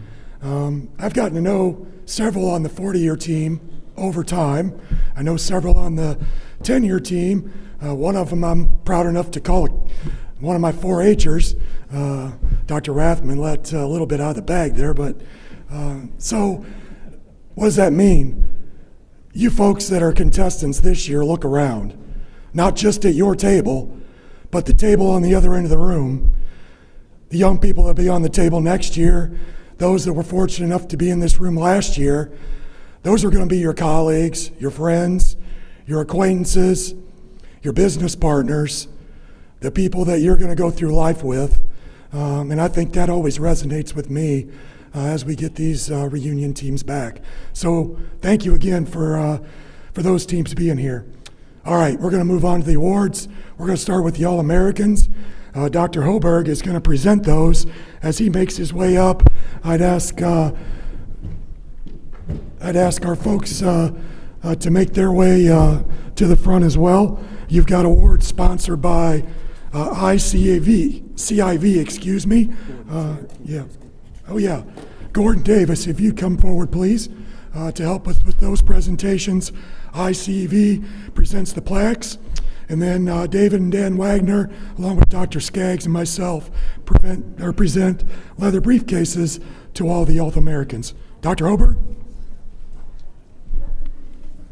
Thank you, Dr. Greiner. It's a pleasure to be here, substituting really for Dr. Chris Skaggs, who couldn't be here today and has been the chair of this committee for a number of years. This marks the 26th year that the All-American Livestock Judging Team Awards have been presented. The All-American program was initiated by the Livestock Judging Team Coaches Association and the American Society of Animal Science in 2000 to recognize students who have made a commitment to livestock judging but have additionally excelled in academic performance, university and industry activities, and community service. The following 10 honorees representing 6 universities make up our 2025 team. The average grade point of this year's recipients is an impressive 3.93. Our first honoree is Kellum Carnahan from Kansas State University. He serves as an ambassador for the College of Agriculture and as a mentor for the Department of Animal Science. He participated in an internship with Transova Genetics in Sioux Center, Iowa, a summer internship with Frank Cattle Company in Nebraska, in addition to serving as owner and operator of 316 Cattle and Genetics in Julesburg, Colorado. His involvement in the cattle industry led to his selection as an American Angus Foundation Commercial Cattleman Scholarship recipient. He was an undergraduate researcher at K-State, conducting a study to evaluate the impact of liquid-fed, direct-fed microbial in feedlot lamb performance, health status, and ruminal microbiome composition. Kellum was high individual at the National 4-H contest in Louisville, and his Colorado team represented the United States at the Royal Highlands contest in Scotland. Kellum was a member of the reserve national champion meat animal evaluation team this year and was 6th high individual overall. He's been highly competitive in collegiate livestock judging contests this year, finishing 5th in San Antonio, 10th at National Barrel Show, and 6th at the American Royal. Kellum plans to pursue a Master of Science degree in reproductive physiology and become an embryologist with beef cattle. He also plans to continue his involvement with the cattle family's Angus operation to further development as a seed stock operation incorporating reproductive services. Our second honoree is Kellum's teammate, Carissa Dahlquist from Kansas State University. Carissa serves in numerous leadership roles on the K-State campus, including Vice President of the Agriculture Economics Club, Secretary of Collegiate Farm Bureau, Ambassador for the College of Agriculture, and a member of the Pre-Law Club. She has been a research and outreach intern with the USDA's Center for Grain and Animal Health Research at Manhattan, Kansas, a congressional intern with U.S. Senator Roger Marshall in Washington, D.C., and an agriculture advocacy intern with American Royal. She is an undergraduate researcher in the Department of Agriculture Economics with projects looking at the supply chain implications for a non-zoonotic foreign animal disease project. She is also a member of the Reserve National Champion Meat Animal Evaluation Team and placed 13th overall in that contest. She was on a nationally competitive team at Butler Community College. Carissa will graduate in May 2026 with a bachelor's degree in agriculture economics and a minor in pre-law. Her goal is to pursue a law degree to ultimately become an attorney representing agricultural clients and serve as a voice for the agriculture policy. Our third honoree is Samantha Dixon from The Ohio State University. Samantha is a member of the Saddle and Sirloin Club, Crew Christian Organization, as well as American Shorthorn and American Angus Associations. She is a student worker with the OSU Extension Office, where she coordinates livestock and judging events for youth programs. She held internships in Howard County, Maryland over the past 3 summers, a marketing and agribusiness intern with the Office of Agriculture, 4-H youth coordinator intern with the University of Maryland's Extension, and agribusiness intern with the Economic Development Authority. Samantha won high individual overall at the Maryland State FFA contest in high school and represented Maryland at the National FFA contest. She also judged at Joliet Junior College before transferring to OSU. At Ohio State, she was a second high individual overall this past spring at the All-East contest. She's an agribusiness and applied economics major specializing in management and will graduate in May 2026. Samantha plans to pursue a career with Economic Development Authority, where she can impact policies supporting rural economies and farmers. Our fourth recipient is Kinsey Gardner from Texas Tech University. She is the 5th generation to grow up on a diversified livestock operation focused on stocker cattle and commercial cow-calf production near Gatesville, Texas. She attended Blinn College, where she was high individual overall at the American Royal and placed in the top 10 overall at Cattlemen's Congress, Fort Worth, San Antonio, Houston, and Louisville. She transferred to Texas Tech University, where she is vice president of Cattlemen's Organization and Collegiate Farm Bureau and a member of the Block and Bridle Club and Phi Theta Kappa. She served as an intern for Texas pork producers working on marketing projects. In addition, she held internships with Purina Feed Sales in McGregor, Texas, with Texas and Southwest Cattle Raisers Convention, San Antonio Livestock Show and Rodeo, Barrow Show, and Ringside Live Marketing. She has excelled in national judging competitions, winning high individual overall at the Houston Livestock Show and Rodeo, 2nd high individual at Cattlemen's Congress in Fort Worth, 10th overall at Houston, and high individual at Tulsa State Fair. She has been a member of the winning Texas Tech teams at Cattlemen's Congress, National Western, Fort Worth, San Antonio, State Fair of Texas, and American Royal. She was also a member of the National Champion Meat Animal Evaluation Team, where she was 2nd high individual overall. Kinsey graduates in December with a degree in animal science and plans to pursue an MBA in finance with an emphasis on accounting. Her career goal is to become a certified public accountant and focus on a career in agriculture finance. Our fifth recipient is Preston Dunn from Kansas State University. Preston is a 4th-generation producer who grew up on diversified livestock and crop operations in St. John, Kansas. At K-State, he is the Alumni Relations, Community Service, and Philanthropy Chair for Farmhouse Fraternity, Director of Leadership Programming for Blue Key Senior Honorary, Student Fellow with K-State Center for Risk Management Education and Research, Student Ambassador for the Alumni Board, and Ambassador for the K-State College of Agriculture. Preston participated in internships with Leachman Cattle, CoBank Regional Agribusiness Banking Group, and Farm Credit Leasing. He is an auctioneer as well. At K-State, he engaged in agriculture study abroad opportunities to Germany, Austria, Czech Republic, and Taiwan.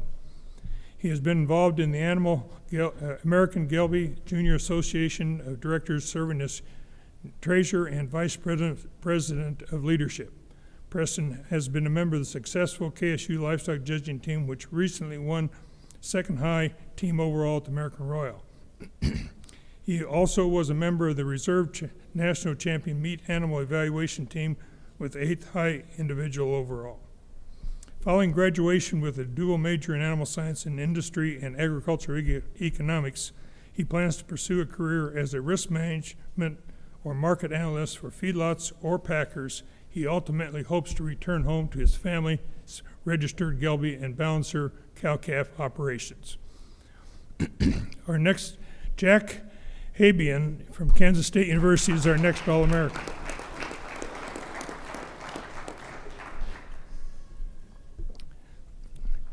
Jack serves as a transfer student recruiter, president of the Meat Animal Evaluation Team, sponsorship coordinator for the Texas Tech Jackpot Show, and member of the Professional Cattlemen's Association. He participated in internships with Kansas City Treats in pet food extrusion, with Fairview Mills in Kansas in grain handling and procurement, and a sheep and goat internship with American Royal. He was selected to the Kansas 4-H All-Star Livestock Judging Team, where he represented Kansas at the American Royal and the North American International Contests. He previously judged for Redland College as a member of the National Champion Junior College Team. He judged on the 2025 National Champion Meat Animal Evaluation Team, where he was second high individual overall. Jack is targeting May 2026 graduation with a bachelor's degree in animal science.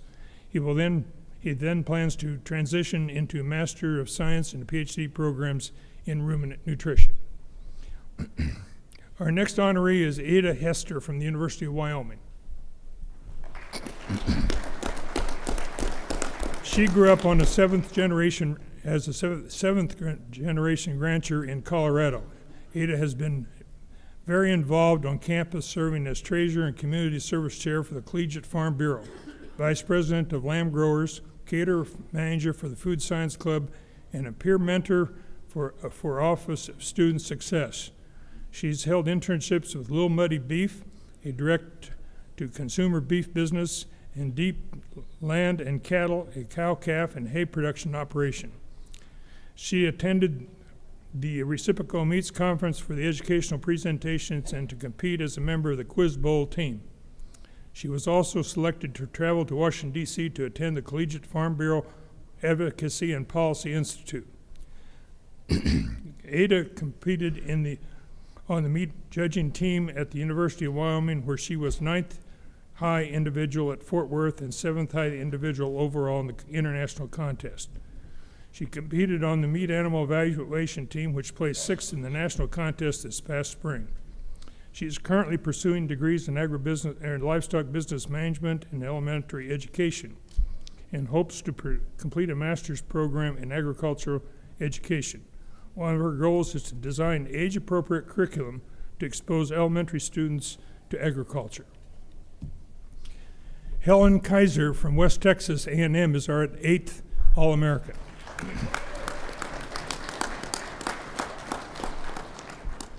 Helen is an agricultural ambassador, a student worker for the Meat Science and Innovation Center, and a co-captain of the varsity Western equestrian team. She attended the Reciprocal Meats Conference, where she was a member of the National Champion Meat Science Quiz Bowl team. She participated in internships with Tyson Foods in Springdale, Arkansas in research and development, and with Johnsonville LLC in Wisconsin, focusing on vendor relations, ingredient sourcing, and educational materials. She was recognized by the West Texas A&M Office of Career and Professional Development as Intern of the Year for the entire university for her work with Johnsonville. She assisted the research team at West Texas A&M in collecting carcass data on over 20,000 beef carcasses from across the country. Helen served as an ambassador for the Agriculture Future of America, where she was responsible for recruiting students to attend and planning the National Leaders Conference in Kansas City. She judged both meats and livestock in high school, winning 6th high individual overall in the state 4-H meats judging contest in high team, and high individual overall in Nebraska at Nebraska FFA livestock judging contest. She competed on the West Texas meat judging team, which won contests at National Western, Fort Worth, and American Royal. In livestock judging, she was high individual overall, and her team won the NACTA contest. Helene will graduate with an animal science degree in May of 2026 and plans to attend graduate school in meat science and coach the meat judging team. While pursuing a Master of Science degree, she eventually hopes to pursue a career in the meat industry. The next All-American team member is Joseph Kenneth from the University of Wyoming.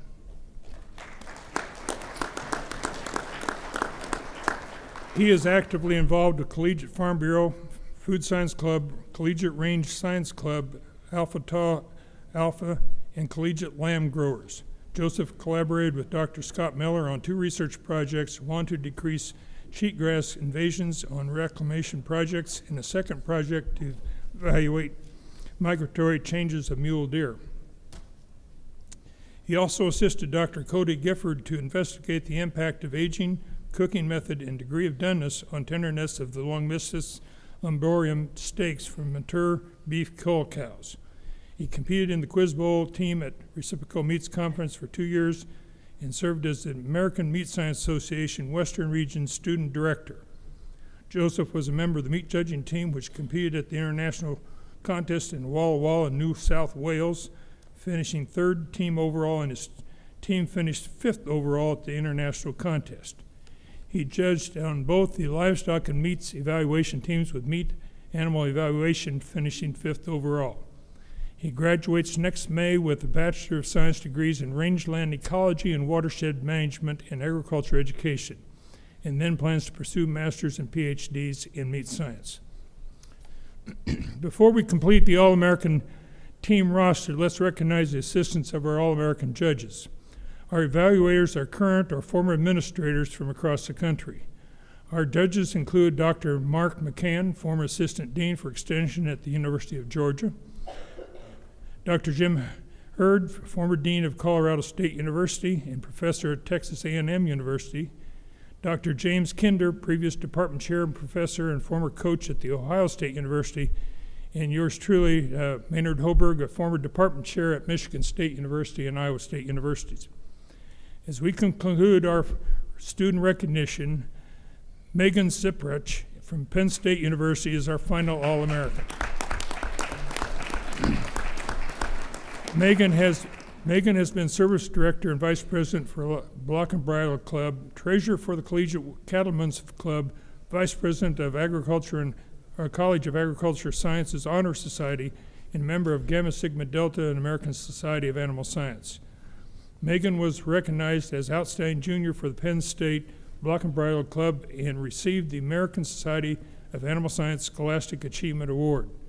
She is an undergraduate research assistant from the Dairy Nutrition Lab, where she assisted with a project focused on the effects of bovine diets on milk fatty acid composition. She has worked with and shadowed veterinarians at 2 veterinary clinics and previously held a student worker position as a pharmacy technician. In livestock judging, Megan was 11th high individual, and the team was 6th overall at the All-East contest last spring. She graduates next May with a bachelor's degree in animal science and plans to attend the College of Veterinary Medicine with her sights on a career in rural veterinary medicine. This concludes our recognition this morning. Congratulations to all the 2025 All-Americans.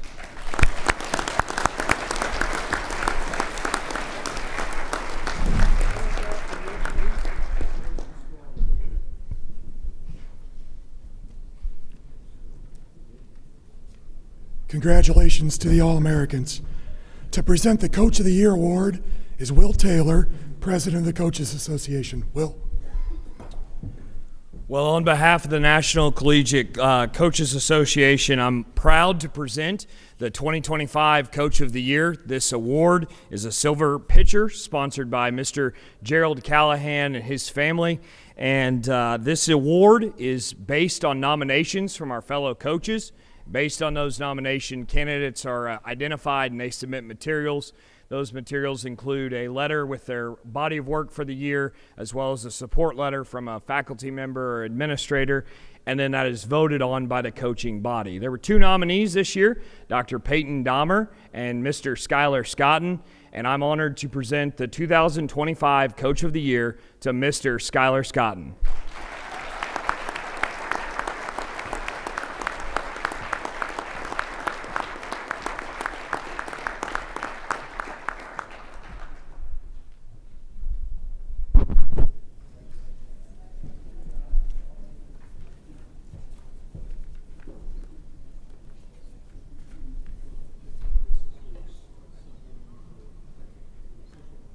Congratulations, Skylar. All right, we're going to move into the awards. The man with the results, Mr. Joel Cowley. Well, thank you, Dr. Greiner, and congratulations to you all. We will begin with the high individuals, sheep and goats. And if I could have Larry Hopkins from the American Sheep Industry Association, Dr. Farabee and Joy McCarthy, and Kay Vining come forward, please, to help present these awards.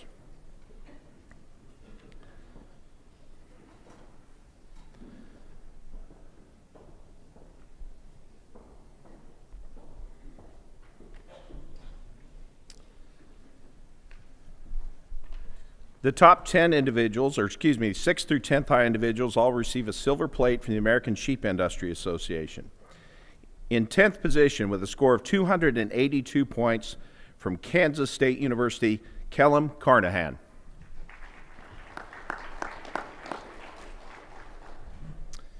We had a tie for 8th in 9th position with 283.5 points from Iowa State University, Caitlin Zedek.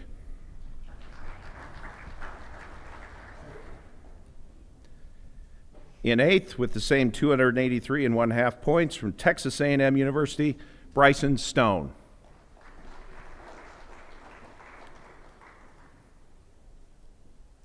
A tie for 6th, with 284 points in 7th place from Texas Tech University, Kinsey Gardner.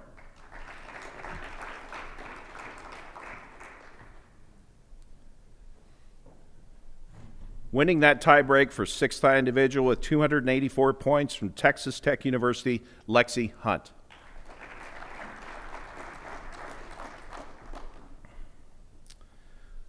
The 5th high individual in sheep and goats with 284.5 points from Oklahoma State University, Preston Rohde.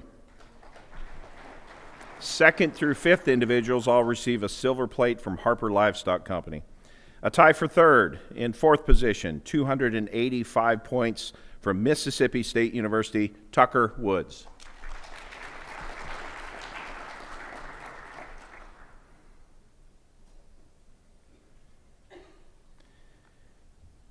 Winning that tiebreak for 3rd high individual with 285 points from Oklahoma State University, Colton Lake.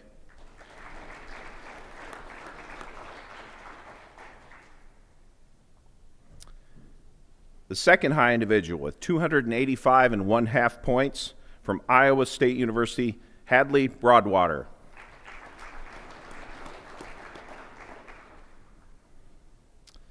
And the high individual in sheep and goats receiving a Revere Bull from Dr. Farabee and Joy McCarthy and family, a sheep pelt from Randy and Kay Vining, and Dr. Farabee and Joy McCarthy, a silver plate from Harper Livestock Company, and a livestock cane from the North American International, with 286 points from Texas Tech University, Mason Allen.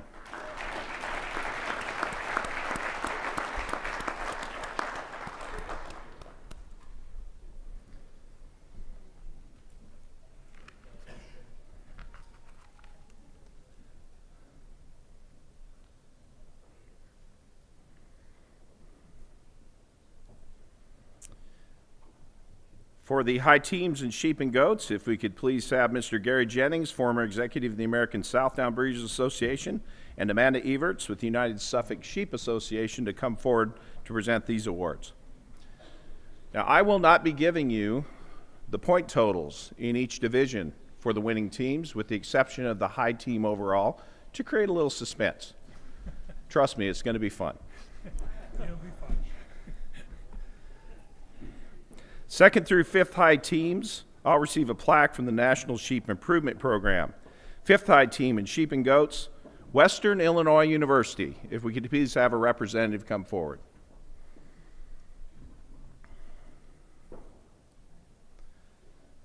Fourth high team, Texas A&M University. If we could have a representative.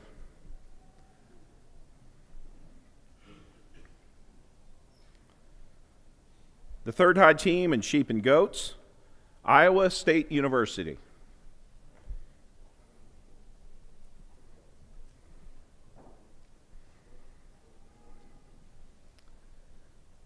The The second high team in sheep and goats, Texas Tech University.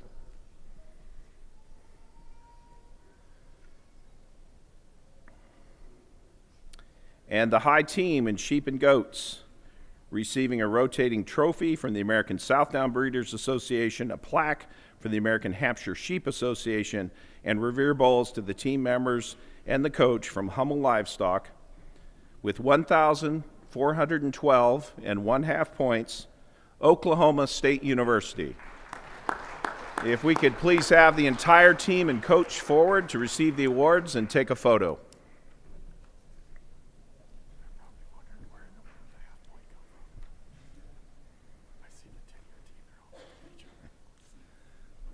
And as Oklahoma State comes forward, they were also the high team in performance sheep with a score of 462 points.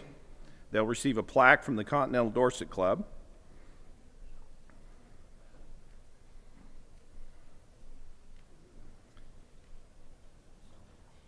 And the high team in sheep and goat reasons receiving a plaque from the United Suffolk Sheep Association with 695 and 1/2 points, Texas Tech University. If we could have a representative to come forward.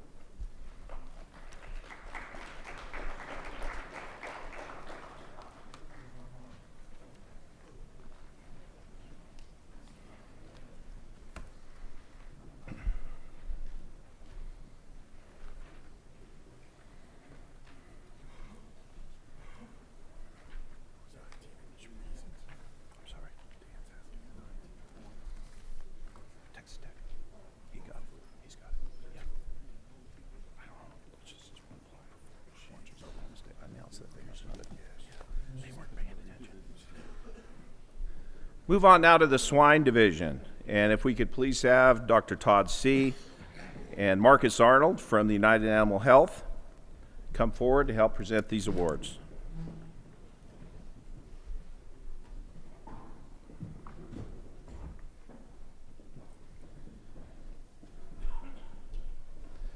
We had a tie for 10th high individual in swine.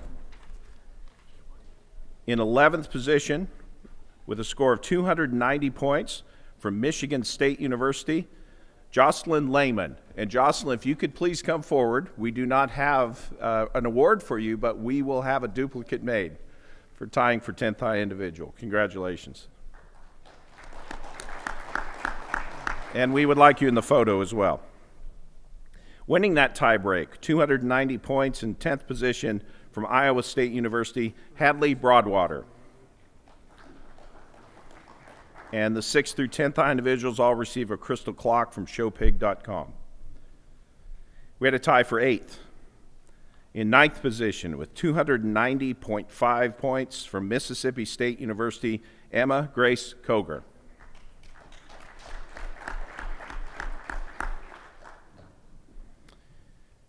Winning that tie break in 8th position with 290 and 1/2 points from Western Illinois University, Jake Ford.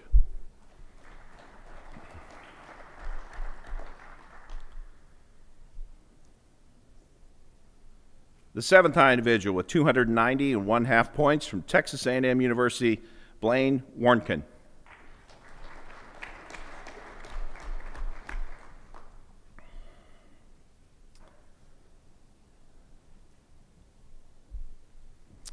The 6th high individual with 291 points from Oklahoma State University, Connor Pell.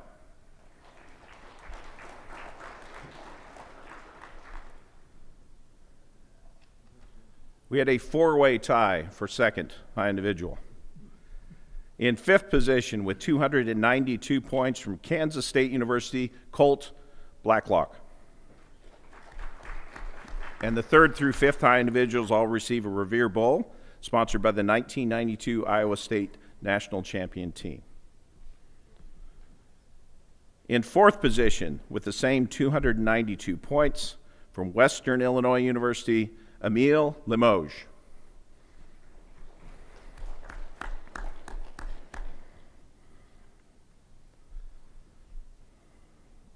Third high individual, again, 292 points from Kansas State University, Kellum Carnahan.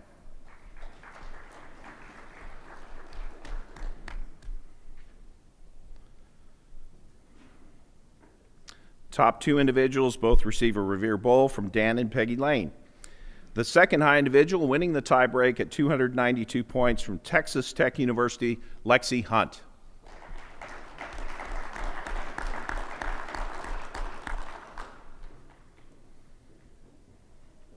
And the high individual in swine receiving a silver plate from the Parks Companies, a livestock cane from the North American, and a Revere Bowl from Dan and Peggy Lane, with 292 1/2 points from Texas Tech University, Kinsey Gardner.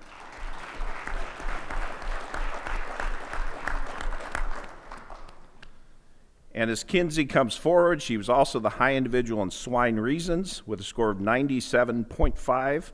And for that, she'll receive a crystal from showpig.com. And before our high individuals move to the photo, the high individual in performance swine receiving a plaque from the National Swine Improvement Federation with a score of 98 is Kellum Carnahan from Kansas State, who was our third high individual.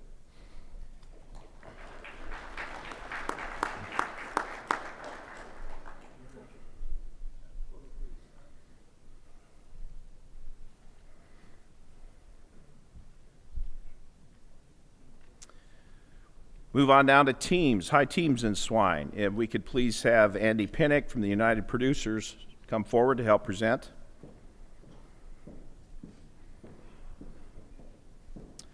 Second through fifth high teams all receive a plaque from United Animal Health.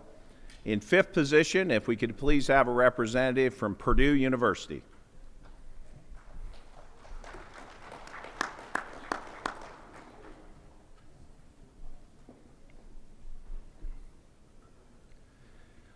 The fourth high team in swine, Iowa State University.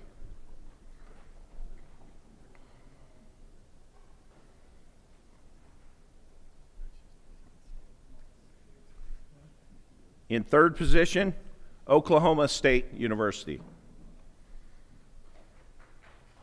If we could have a representative. The second high team in swine, the University of Arkansas. If we could have someone come forward, great.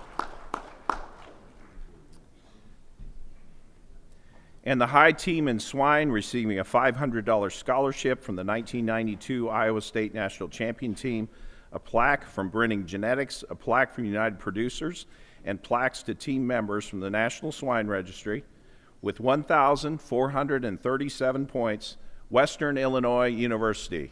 If we could have the entire team and coach forward to have a photo, please.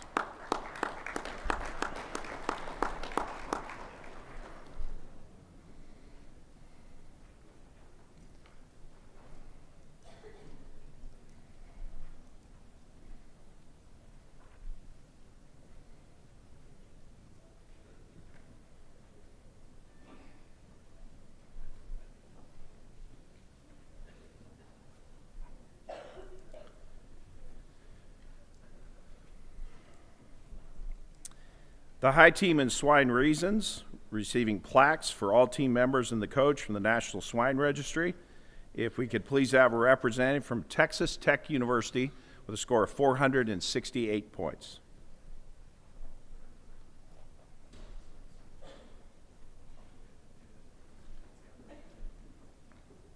And the high team in performance swine, receiving a plaque from the National Swine Improvement Federation with 482 points, Kansas State University.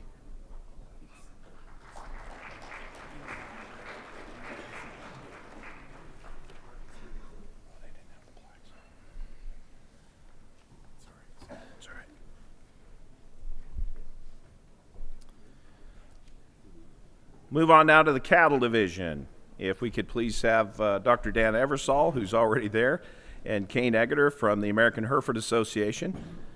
We'd also have A.J. Hornback from Sullivan Supply and Martha Moaning from the American Gelbvieh Association come forward.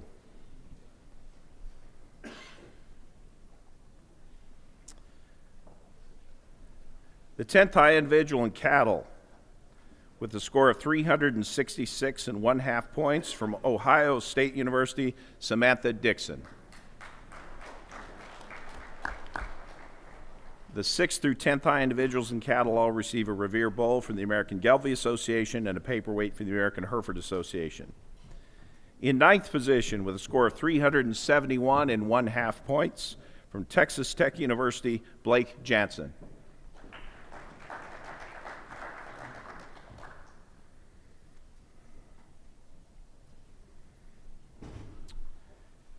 Finishing in 8th with 372 points from Kansas State University, Savannah Page.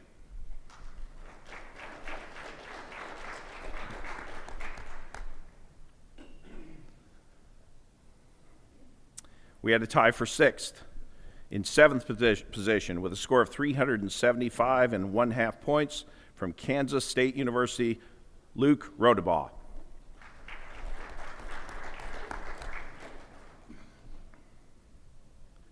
Winning that tie break in 6th with 375 and 1/2 points from Iowa State University, Melinda Stoltzfus.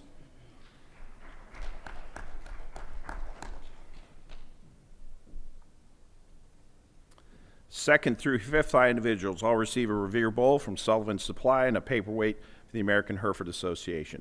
In 5th position with 376 points from Western Illinois University, Reese Thorson.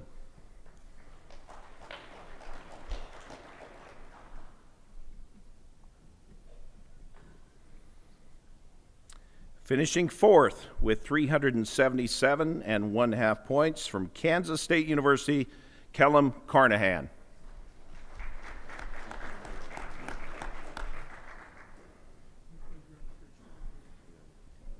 The 3rd high individual in cattle with 380 and 1/2 points from Oklahoma State University, Colton Lake.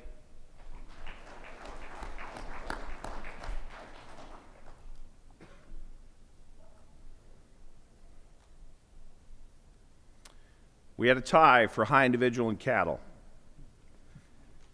Finishing 2nd with a score of 382 and 1/2 points from Oklahoma State University, Dax Delosier.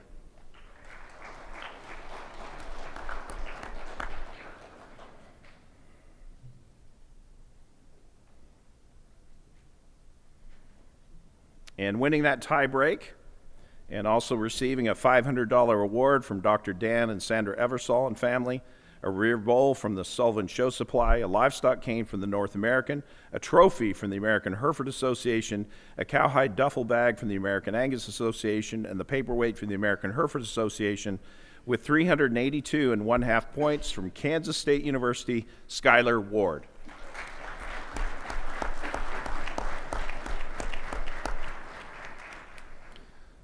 And as Skylar comes forward with 144.5 points, she also was the high individual in Cattle Reasons and will receive a silver pitcher for the American International Charolais Association.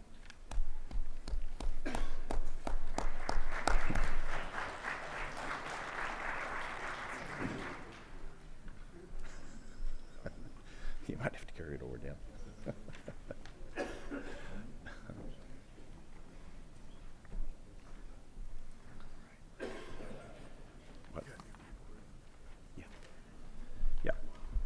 Move on now to high teams in cattle. If we could have Jeff Langmeyer from Urus, Mr. Bill Rischel, and Andy Pinnock from United Producers forward to help present these awards.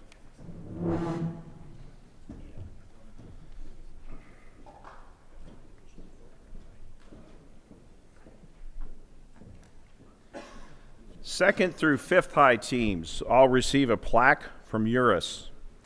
The 5th high team in cattle, Western Illinois University.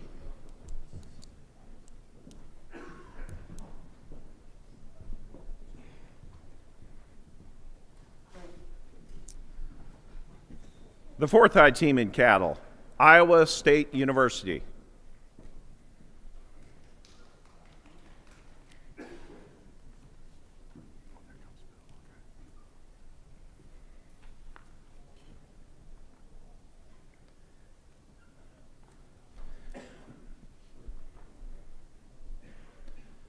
The 3rd high team in cattle, Texas Tech University.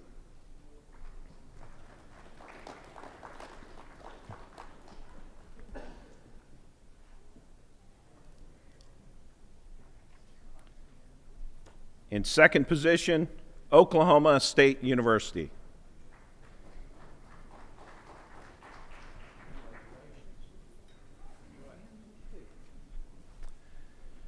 And the high team in cattle receiving a $500 scholarship from Certified Angus Beef, a plaque from United Producers, a plaque from Urus, and silver plates to the team members and the coach from the American Angus Association with 1,861 and 1/2 points. If we could please have the entire team and coach forward from Kansas State University.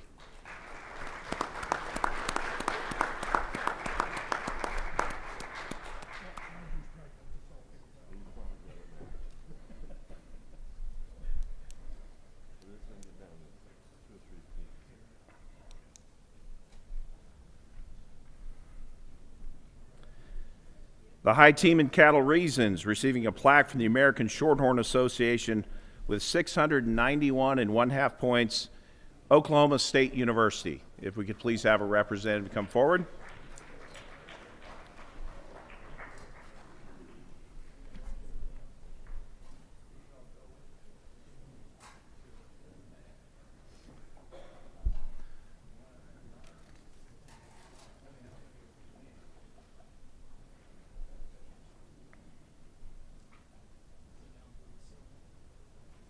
High teams in performance cattle. Second through fifth high team. If our presenters could please stay, we'll need someone to help with these as well. Second through fifth high teams in performance cattle all receive a plaque from Select Sires in memory of Roy Wallace. In fifth position with 706 points, Western Illinois University. If we could please have someone come forward.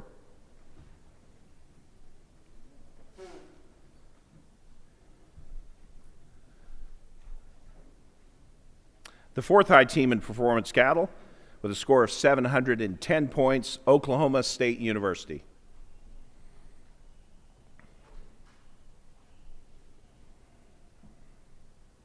In third with 712 points, Iowa State University.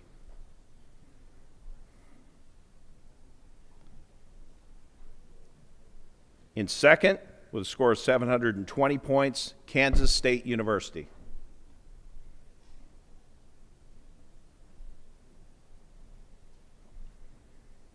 And the high team in performance cattle receiving a plaque from the Beef Improvement Federation with 722 and 1/2 points, Texas Tech University. If we could please have a representative come forward.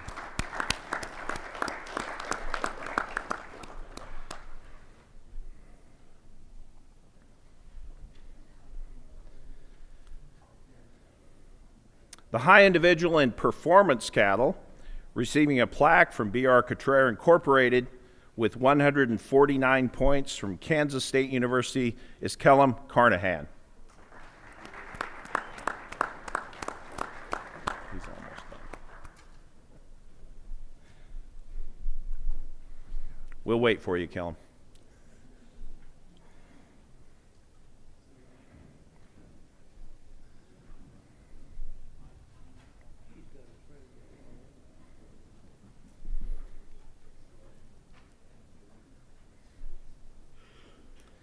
The high team in all performance classes, receiving a plaque from the American Maine Jew Association and silver plates to the team members from the Red Angus Association of America with a score of 1,655 points, Texas Tech University. If we could please have a representative.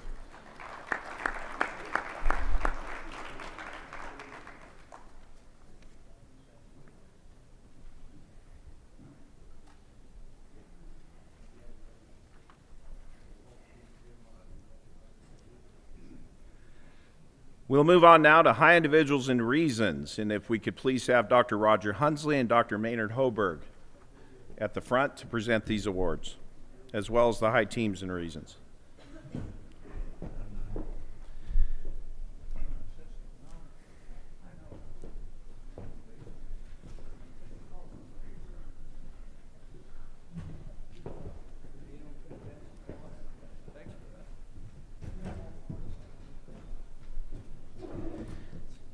Sixth through 10th high individuals and reasons all receive a Revere Bowl from Central Life Sciences.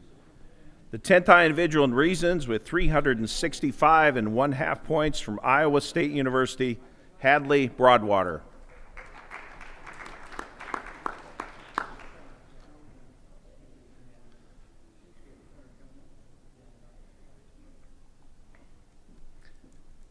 In 9th, with 366 points from Texas Tech University, Kinsey Gardner.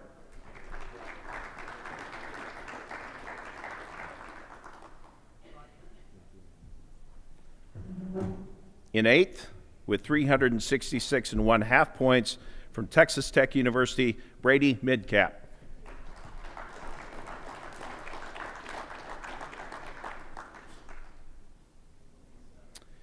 The 7th high individual in reasons with 367 and 1/2 points from Western Illinois University, Emile Limoges.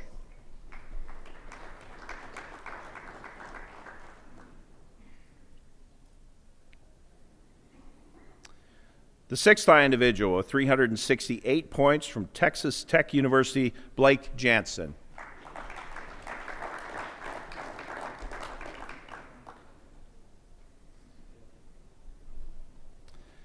The 5th high individual in reasons with 372 points from Oklahoma State University, Connor Pell. 2nd through 5th high individuals all receive a Revere Bowl from Ranch House Designs. 4th high individual in reasons with 372 and 1/2 points from Kansas State University, Skylar Ward.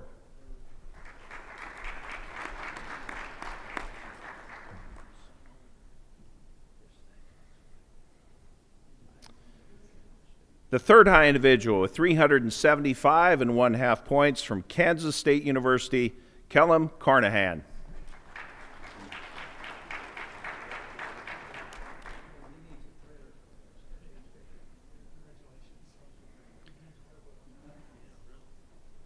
The 2nd high individual in reasons with 376 and 1/2 points from Oklahoma State University, Colton Lake.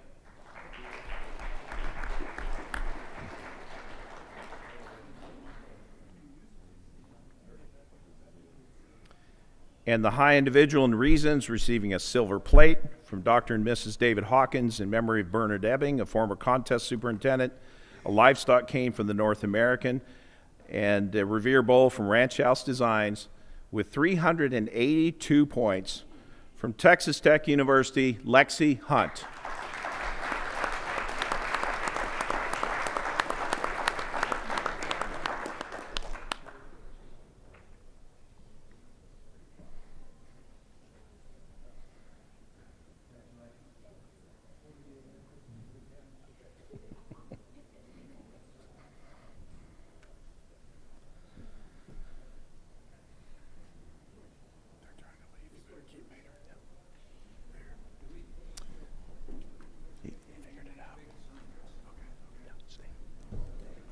Move on now to the high teams and reasons. 2nd through 4th high team all receive a plaque from the North American Limousine Foundation. The 5th high team in reasons, Western Illinois University.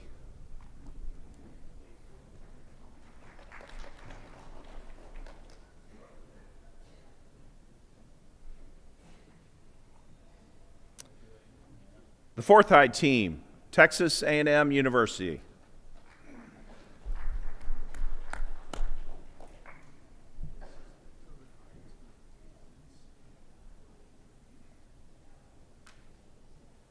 The 3rd high team in reasons, Kansas State University.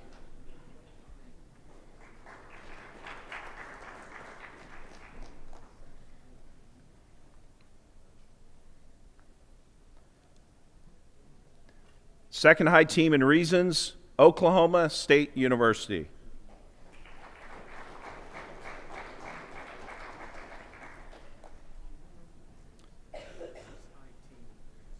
And the high team in reasons receiving a plaque from the North American Limousine Foundation, silver plates to the team members from the American Maynard Jew Association, and a Revere Bowl to the coach from Dr. John and Patsy Edwards, with 1,845 and 1/2 points from Texas Tech University.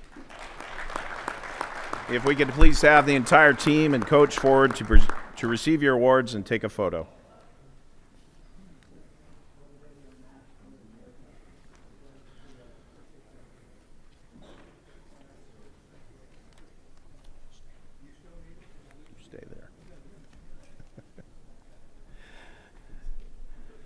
We now move on to high individuals overall.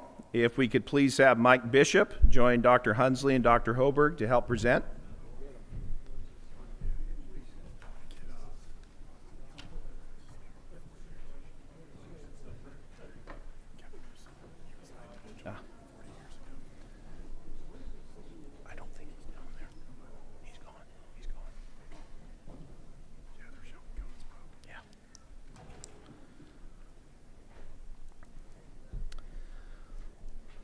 The 10th high individual at the national contest with a score of 930 and 1/2 points from Iowa State University, Melinda Stoltzfus.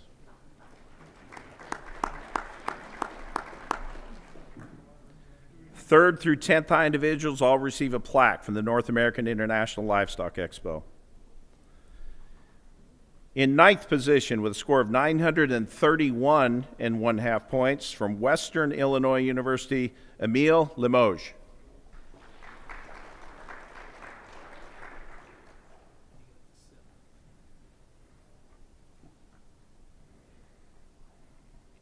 Finishing 8th with 932 points from Texas A&M University, Bryson Stone.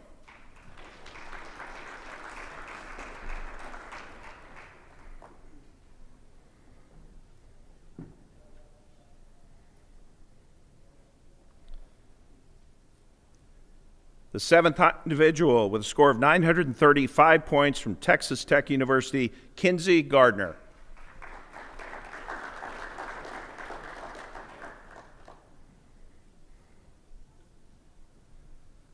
The 6th high individual overall with a score of 935 and 1/2 points from Kansas State University, Luke Rodebaugh.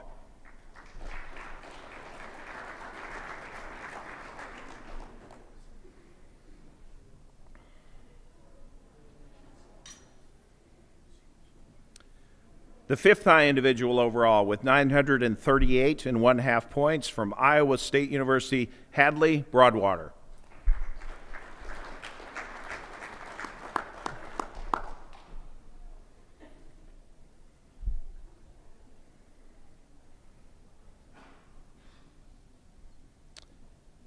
The 4th high individual overall with 941 points from Texas Tech University is Lexi Hunt.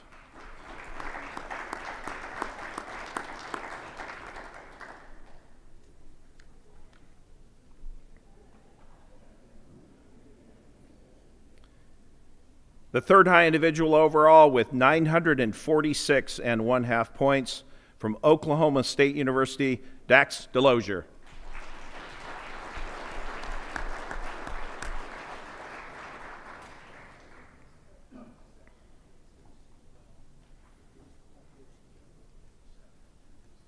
The 2nd high individual overall receiving a Revere Bowl from Dr. Leah Cox Ritchie and family in memory of Dr. Harlan Ritchie, and a plaque from the North American with 951 and 1/2 points from Kansas State University, Kellum Carnahan.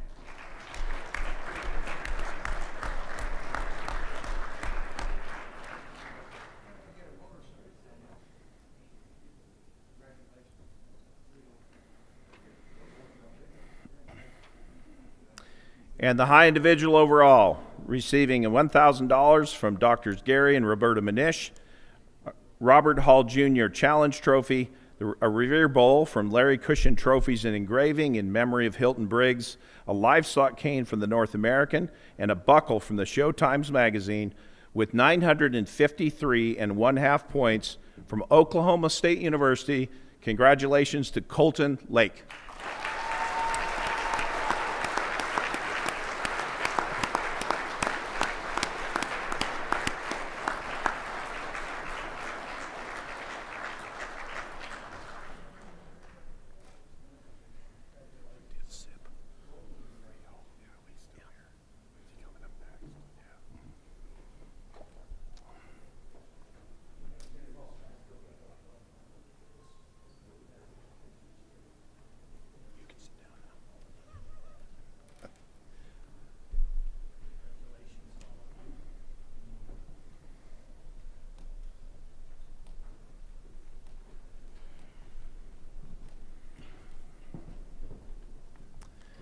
Moving on to high teams overall. If we could please have Dr. John DeClercq with the American Simmental Association and Lee Hall forward to present these awards.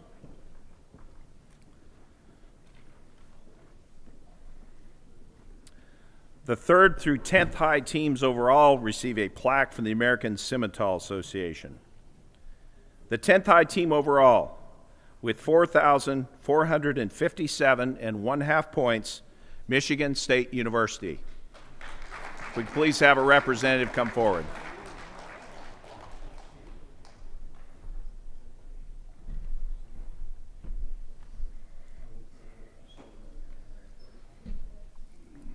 The 9th high team overall, with 4,458 points, West Texas A&M University.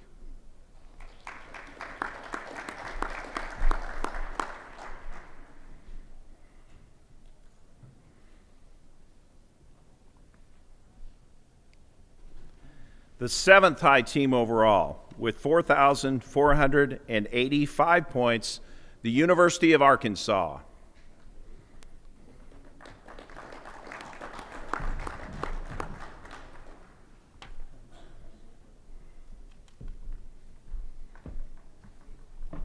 The 6th high team overall, with 4,523 and 1/2 points, Texas A&M University.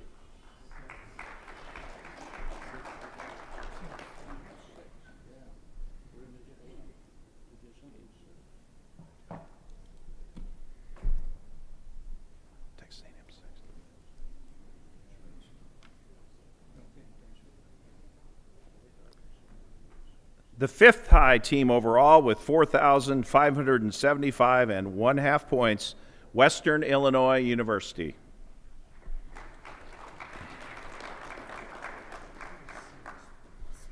Texas A&M.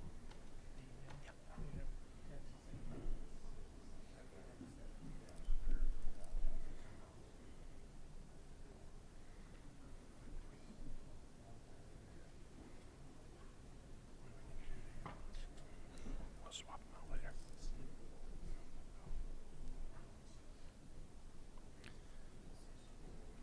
Okay, 4th high team overall, with 4,586 and 1/2 points, Iowa State University.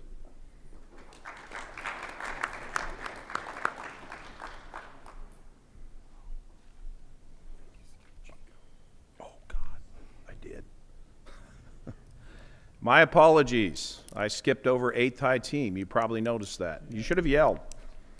The 8th high team overall, backing up, with 4,458.5 points, Chico State University. My apologies, Chico State. I'm surprised nobody said anything. I thought it was just my record keeper was screwed up.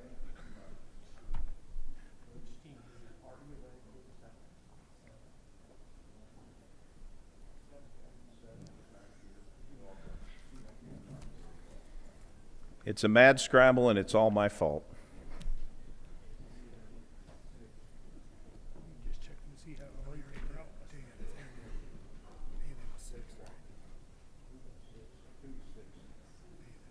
A&M was 6.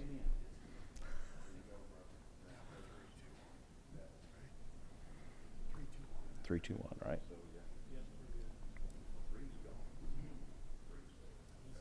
Yep. The 3rd high team overall, with 4,605 and 1/2 points, Texas Tech University.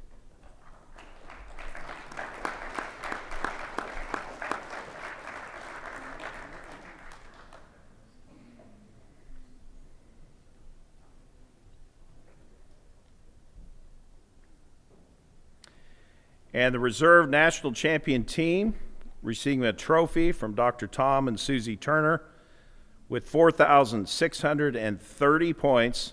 If we could please have the entire team and coach forward for a photo, Kansas State University.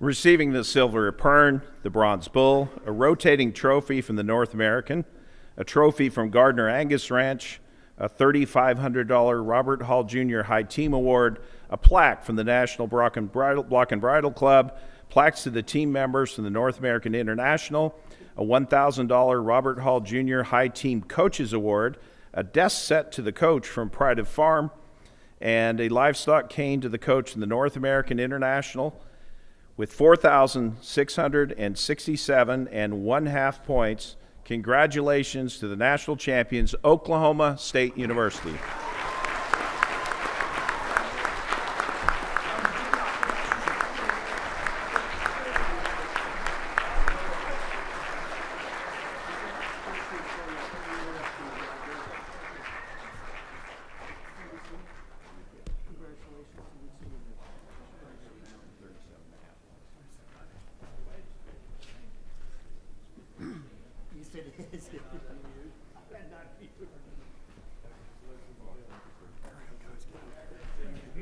I got some spreadsheets I want to give to you, given your most recent committee assignment associated with this. Full results will be posted at 12 noon on Jeffrey Cottage. Okay.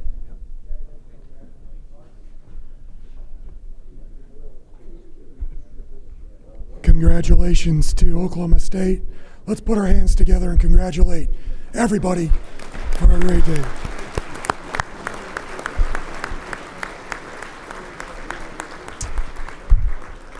Two or three quick housekeeping items. First, full results will be on judging card momentarily. They'll be released online on judging card. Secondly, for those of you that have awards, all the packing material, boxes, etc., most of that's under these tables. So if that can be helpful as you pack up, help yourself. Third thing, please be sure and take the Herman Purdy legacy poem, so graciously provided by Bill Rischel and his group. It's a great memoir for you to take home. Lastly, I understand the escalator is out of business, so you're going to have to go to the end and use the stairs or the escalator. Thanks for joining us. Safe travels, and best of luck to everybody. Congratulations.